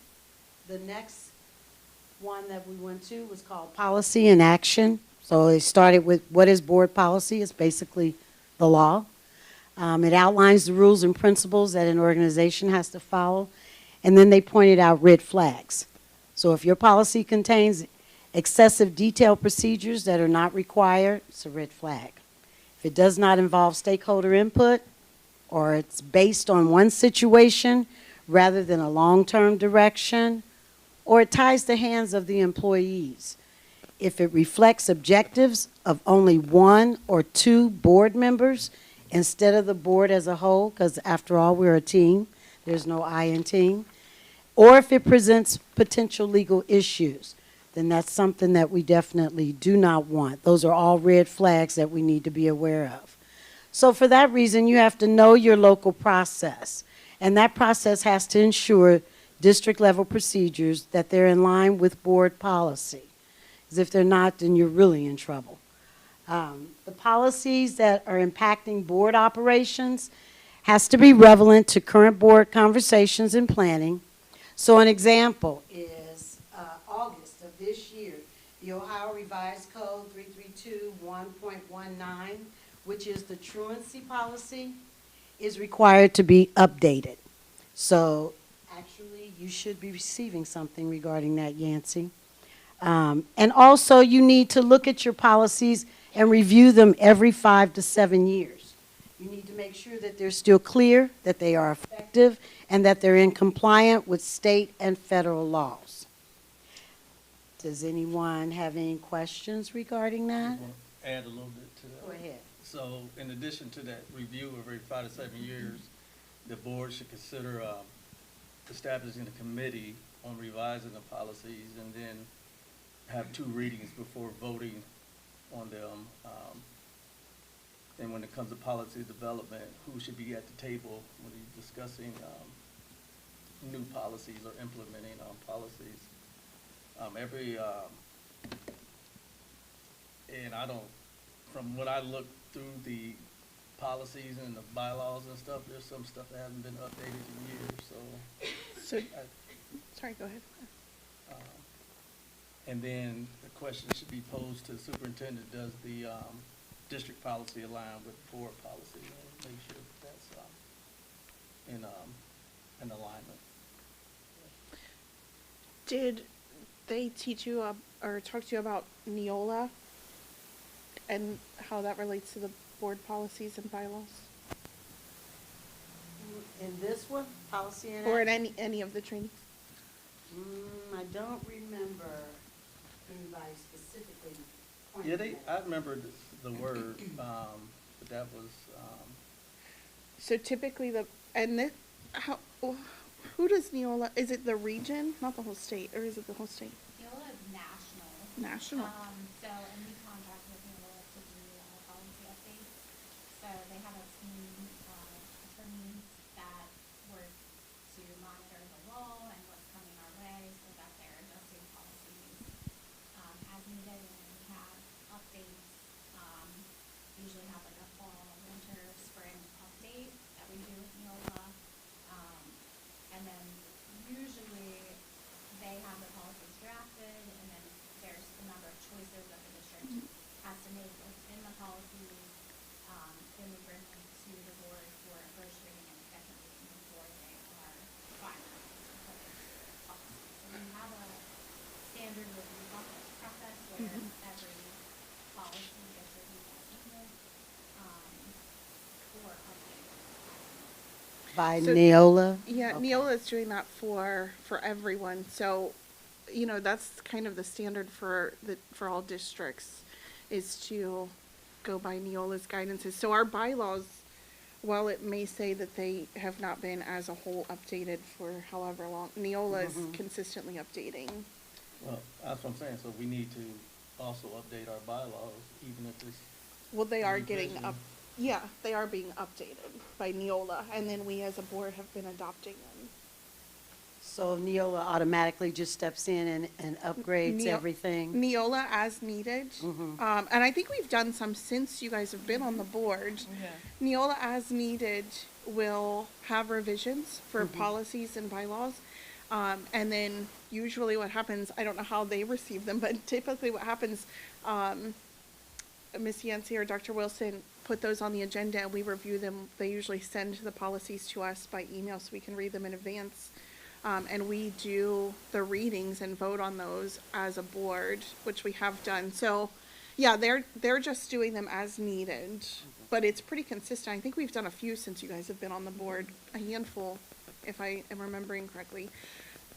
And our team meets with Neola, so we have a team, that meets with our Neola representatives, fall, winter, spring, to go through all the updates. It's usually a several hours long meeting where we go through everything and talk about if there's any optional things or what we do as a district.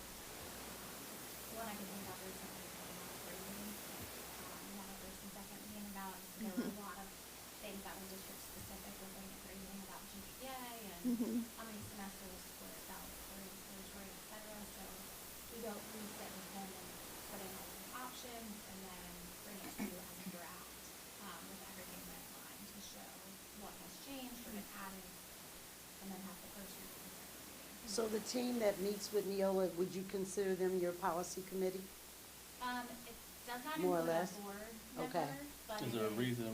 a local, like a executive team that reviews all the policy, and then we bring it to the board for approval. Proof. So is there a reason why a board member couldn't be a part of that, so that No? it's not just a yay or nay, but, a Well, as thought boards, we process? can always edit them as we get them as well. It's not yay or, just to clarify, it's not yay or nay for us either. Well, I'm just saying in the decision-making process or thought process, somebody before, they would be a part of Could that. a board member be on that committee? They could. Mm. Yeah, typically though, it's, our meetings, I think our last meeting was like 4 or 5 hours, and then it ended, we had to schedule another meeting because we didn't get through everything. It was just a very large state, they're not all that long, but, and they're not during the day. So that's the only reason I think that has to happen with that in terms of there being a policy committee. But if there was a board member that wanted to sit in those, We can have no more than two, so. You could have no more than 2 board members at that committee meeting? At anything, Oh. because then it's considered a board meeting. That's I a violation of gotcha. sunshine laws. Yeah. Okay. And I'll bring to our attention too that since we're under the commission supervision portion of it, we do review the financial policy updates separately as well. So I'm taking a look at those and sharing them out with you redlined every time. And a lot of the updates are more liberal than what our fiscal rules will allow for. So some of those, I just turned them down because I know that they don't meet the thresholds that we need. So those fiscal policies are also under a stronger lens than it would be in a typical situation as well. Okay. Makes sense. Did anybody else have anything else?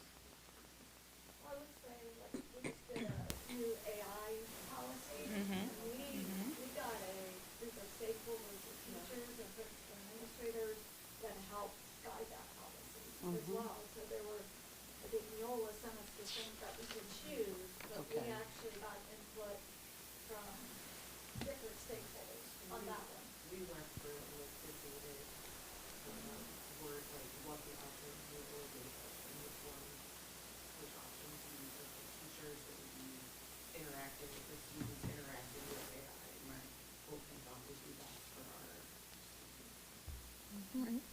So just so you guys understand, we're not tied to Neola's policies and bylaws, but they are a good starting point because they remain consistent across the board. They're a good starting point for us to be able to see what policies or bylaws need to be updated. And then at every step of the way, we have, the district has creative control over how or if those are applied. But they have been being updated. That, you know, those dates that you saw there were not accurate because Neola has been updating things constantly, and the board has been accepting or editing those for years now. So, I'm wondering if that new program will identify those dates in a better, consistent manner. Maybe that's one of the reasons why they rolled it over. So I haven't really dug into it very deeply to look at it specifically on dates, but yeah, it seems like that it is an improvement in Yeah. services. good. The next session was entitled Superintendent Treasure. And as you can see here, what they basically were going through is the relationship of the two. You have to set the tone and be able to model respect within the community, which of course we do. Avoid favoritism. You have to be fair to all the stakeholders. So the worst thing that you could do is try to pull somebody into your lane and get them to do what you want them to do and go around to the other person. None of that. Success is shared. It is not individual. So you do not need to be using I, you need to be using we. The levy passed because we worked on it, not because I worked on it, because I didn't just alone. And you need to stay in government, meaning not management. Know that the processes and the people that you have put in those jobs will be able to do a good job. Superintendents administer, implement, and manage together with the treasurer. They form the school's district leadership team. Those are the two most powerful roles in your district. And so for that reason, you need to be there to support, not to micromanage. Did you have anything to add to that?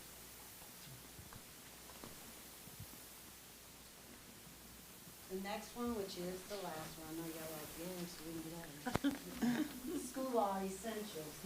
Basically what they did was go through what are parliamentary procedures, which are meeting rules or an adopted procedure. It is not law. Consent agendas, which are, it allows the boards to act on routine, non-controversial, and self-explanatory items by grouping them into one motion for approval. You should invite discussion on this. You should be transparent at all times, which of course we do. Voting, you must have a quorum, which we know that, at least 3 board members must be there, which is required. Votes are required for a motion to pass. A supermajority is 4 votes, according to Robert's rules. Then they went into what is a motion, which is a formal proposal by a member of the assembly to take a certain action. The process of making a decision is done through a motion, which is a proposal to do something. Then they went through the motion to reconsider. This allows the board to change an action adopted earlier in the same meeting. This also requires a second, debatable, not amendable. This requires a majority vote if you are going to reconsider. Then a motion to rescind, this allows the board to change an action adopted at a previous meeting. It requires a second, debatable, amendable, and it requires a 2/3 vote with no notice or a majority vote with notice. So this cannot be used if the matter has been completed or rights have vested under the original motion. Only thing I would add to that is they talked about special meetings, and I know that we ran into this issue about the BLI training is the only thing that could be discussed at a special meeting is what's on the agenda. Nothing can be added to the agenda after the notices went out for the special meeting. Does anybody have any questions? I have a question Go ahead. for the two of you. One, my first question is, did you guys take exactly the same classes, or did you, Yeah, we went to a lot of the same ones. were there classes that you took that she didn't take? I think the Saturday one. What was that one? I'm just trying to figure out if there were things that one of you learned that the other one didn't, that it would be helpful for one of you, Helpful for what? for one of you to share with the other. Yeah, what I'm think would be helpful is knowing what the one-on-one training would have been, because that's not the training that we were scheduled for. Right. That was a different training Agreed. than that was, so Yeah. I know what I learned. What I didn't learn Right. is the Well, one-on-one, which was not the training that we were supposed to go and to. that's exactly what this presentation is supposed to be for. So as a board and administration, we could see what you did not learn that we know that you should have, so that we could try to fill in the gaps or see if you need to still go to that board training, because as expected, it does seem like there are a lot of gaps, if I'm being honest. So there are a couple things I just want to touch base with you guys to see if maybe just weren't talked about in the presentation. Did any of these classes talk about the sunshine laws? Yes, So you took a class that talked about sunshine laws, yes. and you did not? Okay. What, do you want to present a little bit to Tina and the rest She of us? just- Well, it was under the, auditor's, report, and they talked about the sunshine laws and what you could do, what you couldn't do, and the management letter that they send out and discussing certain things, and she talked about the,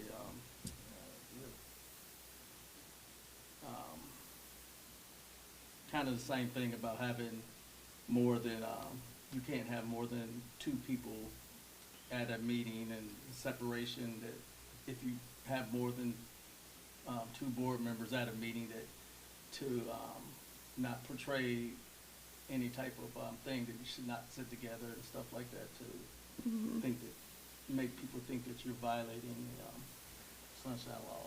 So sunshine laws are a lot more in-depth than that also, because it's not just in-person meetings.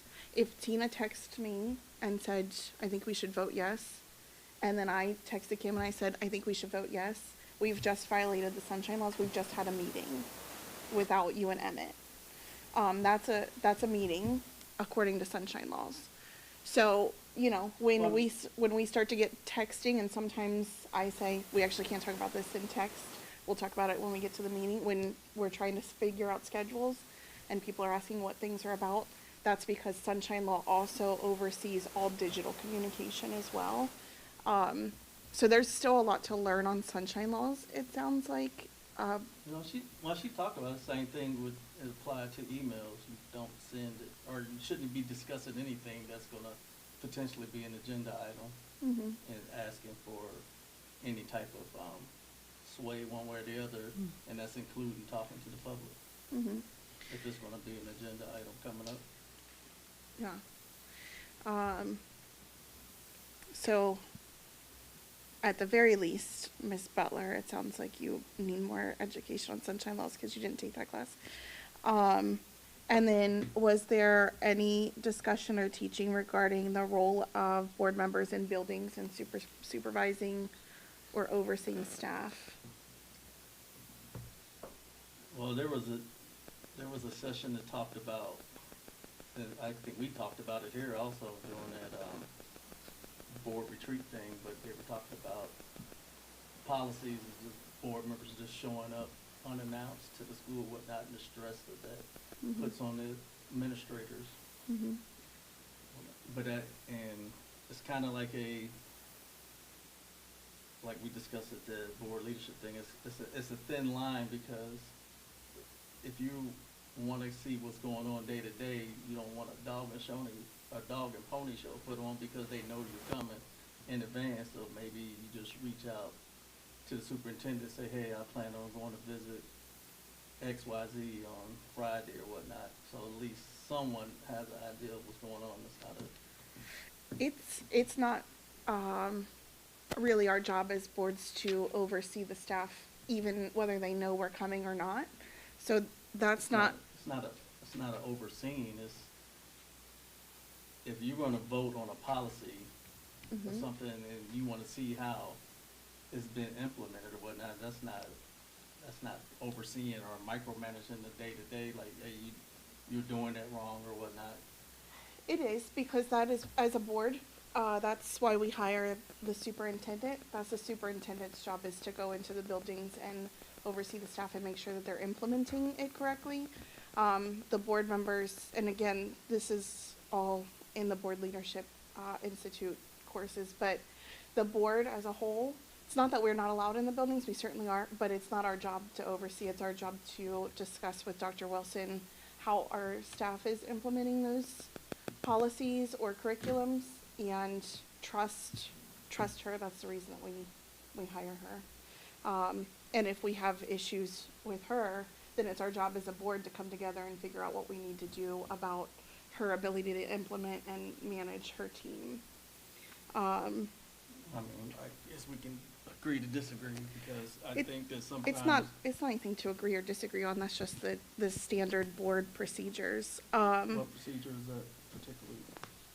It's the one that you would learn in the Board Leadership Institute training about the chains of command and how boards are supposed to. I understand chain of command, but sometimes if you go and you talk to people, then sometimes you'll get information that you wouldn't normally get otherwise, because people don't want to talk for fear of retaliation and so on and so forth. So it's not about trying to oversee someone's job per se, but it's just information fact finding.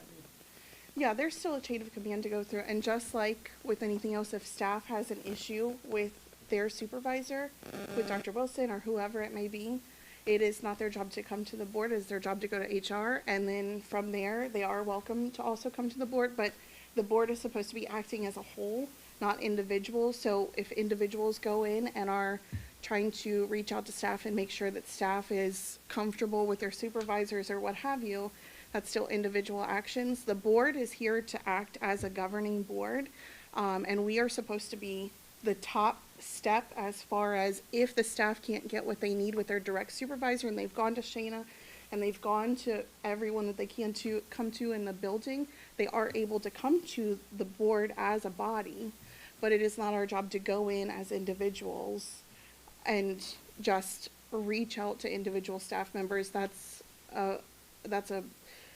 not only a violation of the chain of command, but also, I believe, and we can talk to legal, I believe that there can be some legal issues as far as reaching out to staff members as individual board members. I talked to legal about that situation once before, years ago, and was told that is very messy in simpler terms than what I was given. So there is a chain of command that as a board we are supposed to be adhering to. I don't know what the policy number is. You do have access to the bylaws and policies, and you did have access to the Board Leadership Institute, which will be coming back around next year, but that is just basic board governance 101. Also, the board chain of command, did you guys have any classes about the chain of command as far as the board? And what things we do as a body versus what things are supposed to go through whoever is the sitting president. Yes. And there was really no chain of command other than the board president is the one who signs off on where everybody has an equal vote, everybody has an equal say, and there's no, one person is not a gatekeeper because they're in a Right. certain role or whatnot, and everybody, and that's what I mentioned in the, one thing about having or adopting a policy to where if there is communication with the attorneys and whatnot, that all the board members are CC'd on that communication, so everybody is abreast of what's going on. So typically, the chain of command for any vendor, like legal, is that the board president is the one, whoever that may be, whether it's me or you or whoever, the board president is the one, if the board needs to reach out to legal, the board president is the one to do that because it is a cost and a It's not- service. Oh, hold on, let me finish. Either the board president, or if the board decides that the board president is not reaching out to legal the way that they should be, two members of the board can then override the board president and reach out together as one. But it is not, the typical chain of command is not that each board member has access to legal counsel. That also has been discussed with legal, and that is not the typical chain of command because it is a vendor service. So if we have multiple board members reaching out to legal, especially in our financial situation, that accrues a lot of charges. Typically, it is something that the board president decides to do based on conversations with the board at a public meeting or sometimes in an executive session. But it is not plausible for individuals on the board to all reach out to legal. Like I said, unless there is a situation with the board president and two or more board members decide that they need to reach out as a group against the president. That's not what they communicated. And the person who did the presentation was the law firm that Mount Healthy had previous to the current one. And she said absolutely, because I asked that specific question, and they said any board member can reach out to should be able to reach out to the law firm, or it doesn't have to go through the board president. It does not have to go through me if I am not reaching out to legal as a board, as the board suggests that I do. There are no policies that say that I'm the only contact that is allowed to reach out to legal. However, the chain of command is that I, as the sitting president, am the only one for organizational purposes and to ensure that we are not wasting any money by multiple people reaching out.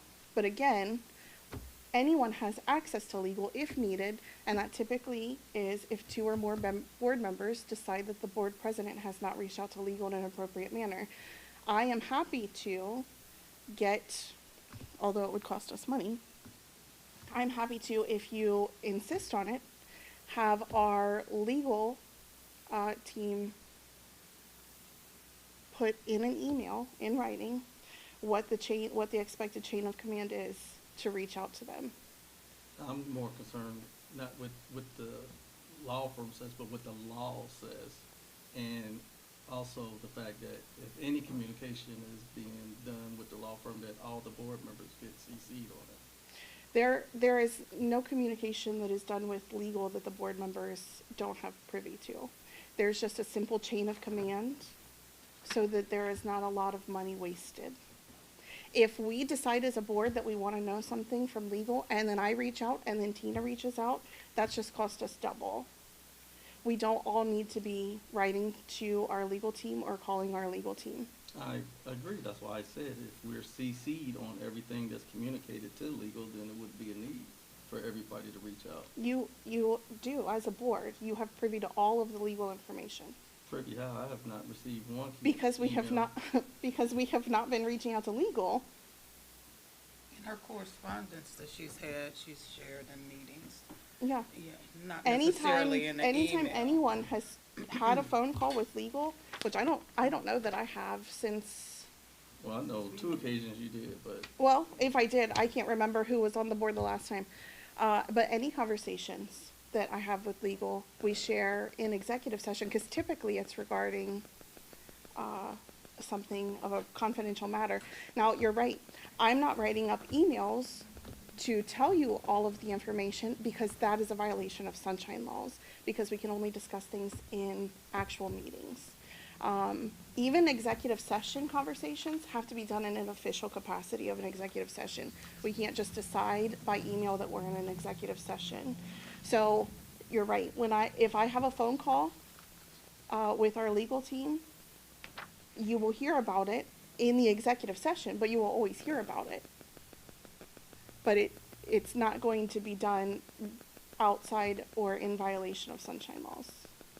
I'm not willing to put our district in financial disarray at risk of being sued because someone wants to know, a day earlier. We always have meetings and you're always privy to the information. Not just privy, you always have the information, but it's always shared within an official legal capacity.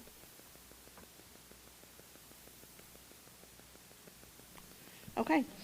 So, with that said, there is a quiz, and I have. Ooh. prepared it. Oh, I thought you really had a quiz. Sue, I was ready to go. I'm teasing. I do have one more question. I have one more question, Miss Butler. Yes. This is a quiz for you guys. You didn't know. Did you guys learn anything about executive sessions and the laws governing executive sessions? I did not go Thank to you. any workshop that discussed it. None of the ones Mr. that I Frazier. did. The ones that I just gave you are the ones I took. Okay. Well, just as a quick, executive sessions are held to legally confidential status, meaning that if we go inside the executive session and we say anything at all, anything said in the executive session meeting is not allowed to be shared outside of the executive session You meeting. mean I can't put it on Facebook? That's right. Unfortunately, you are legally bound to privacy and confidentiality within those meetings as far as everything said in those meetings goes. So it does feel like there was quite a few things not shared at that conference. That would have been at the 101? Yes. That would have been at the 101. I guess now maybe Miss Bryant and Mr. Kilgore and I can discuss whether or not we feel like there was enough missing information that warrants the Board Leadership Institute, or if it's just something that we can present facts of. You know what I mean? Because I know that you guys both had an agreement that you would have to pay for yourselves to go. And I don't, unless you want to go, listen, if you both want to go and pay your own way, that's fine. But what I don't want to do is if we look into the 101 and see that it's just, an hour's worth of information, I'm happy to try to put something together and share it and save you guys some money. I don't want you to have to spend the money. But I don't remember every single thing that was taught at the 101 either. Those were just a couple of things that I didn't see in yours that I do remember off the top of my head. So, And that one was a two-dayer. yeah. Yeah. That one was a two-dayer. Yeah. So, I'll look into it and I'll see if how much is missing and if it's something that we can just kind of, as the remainder of the board, do our own little presentation. If you want, do you guys want to go to the board training? I of course want to go. And you want to pay, because you have to pay your own way if you go. I want to go. Okay. Do you want to go? If it's gonna actually have the 101 training. Right. Well, the board the 101 training 101. is what you were supposed to No. do. That's what this whole conversation. It's a separate thing that they put out. I asked at the training at the BLI, the training that we were supposed to go to in January was not the 101 training. It's the board orientation. I don't know what they're calling it, but it's the one that would have taught you the sunshine laws, the chains of command.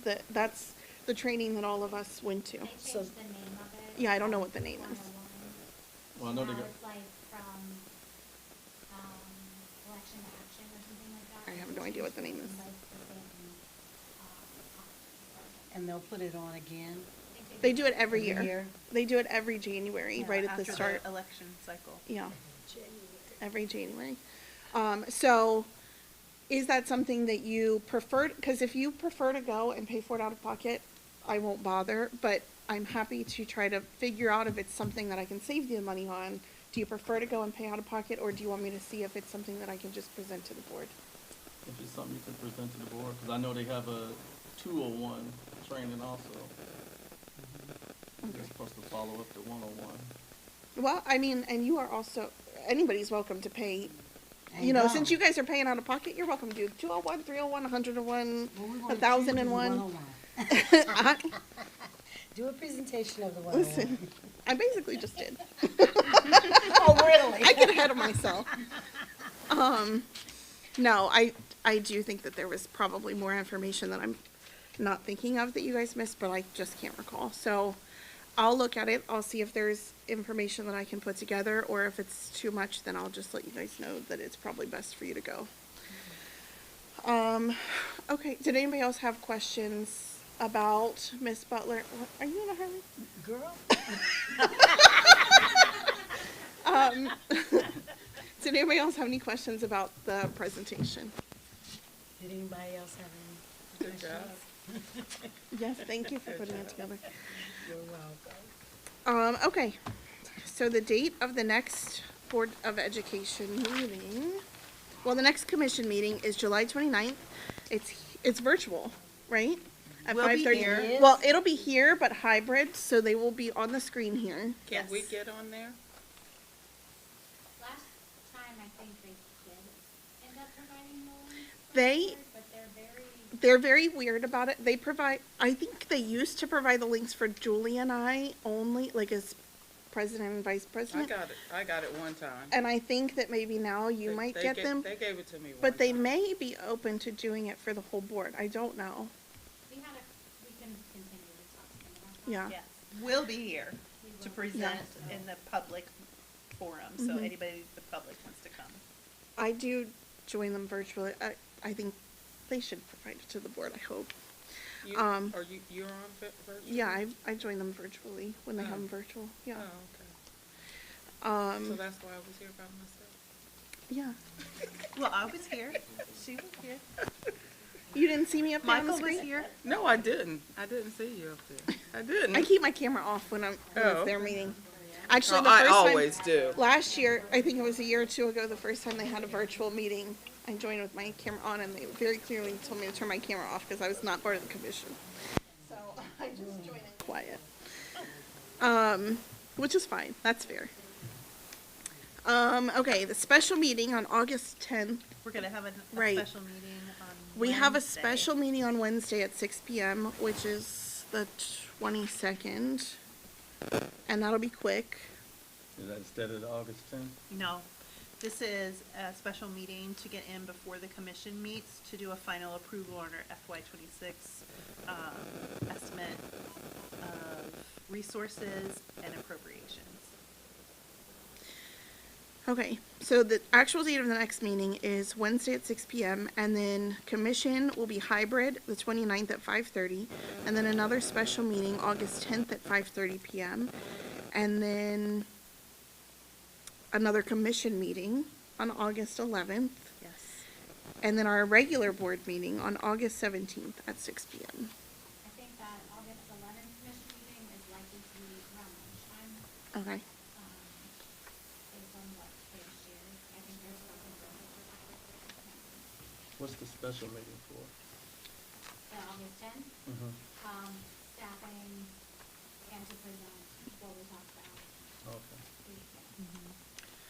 Waiting until the next commission meeting for approval for staffing and hiring for the school year is not conducive to reality and getting teachers in, so. But there's still outstanding staff to be hired by August 10th. We want them, so that special meeting they can start the school year on time. Yes. And not wait until the regular board meeting. Okay. Oh, I thought we did the positions We've May. done the some. vast majority, Yeah, there'll be a few more. but there may be a couple more that need to be hired, and just want to make sure we get them. Yeah, you know what I'm saying? I thought we did that back in May where we approved the positions and not the actual person, so we didn't have to do that later on. No, we said that we were moving forward if there's classified, so if there's a position that comes up that we need to start them before we are going to have a meeting,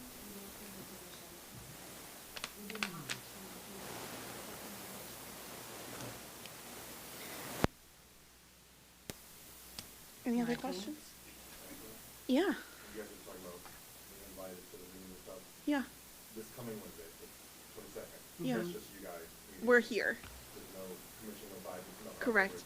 Wednesday, it'll just be what you Board see right meeting. now, what you see.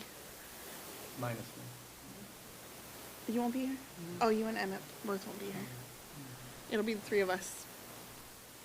We're doing 6, right? Or 6 5:30? o'clock, yeah. Okay. Mm-hmm. Okay, anything else? Could I have a motion to adjourn the meeting, please? Is Miss Bryant down there? Do we have a second? Second. Is Miss Butler? All in favor? Adjourned at 8:54 p.m. Thank you.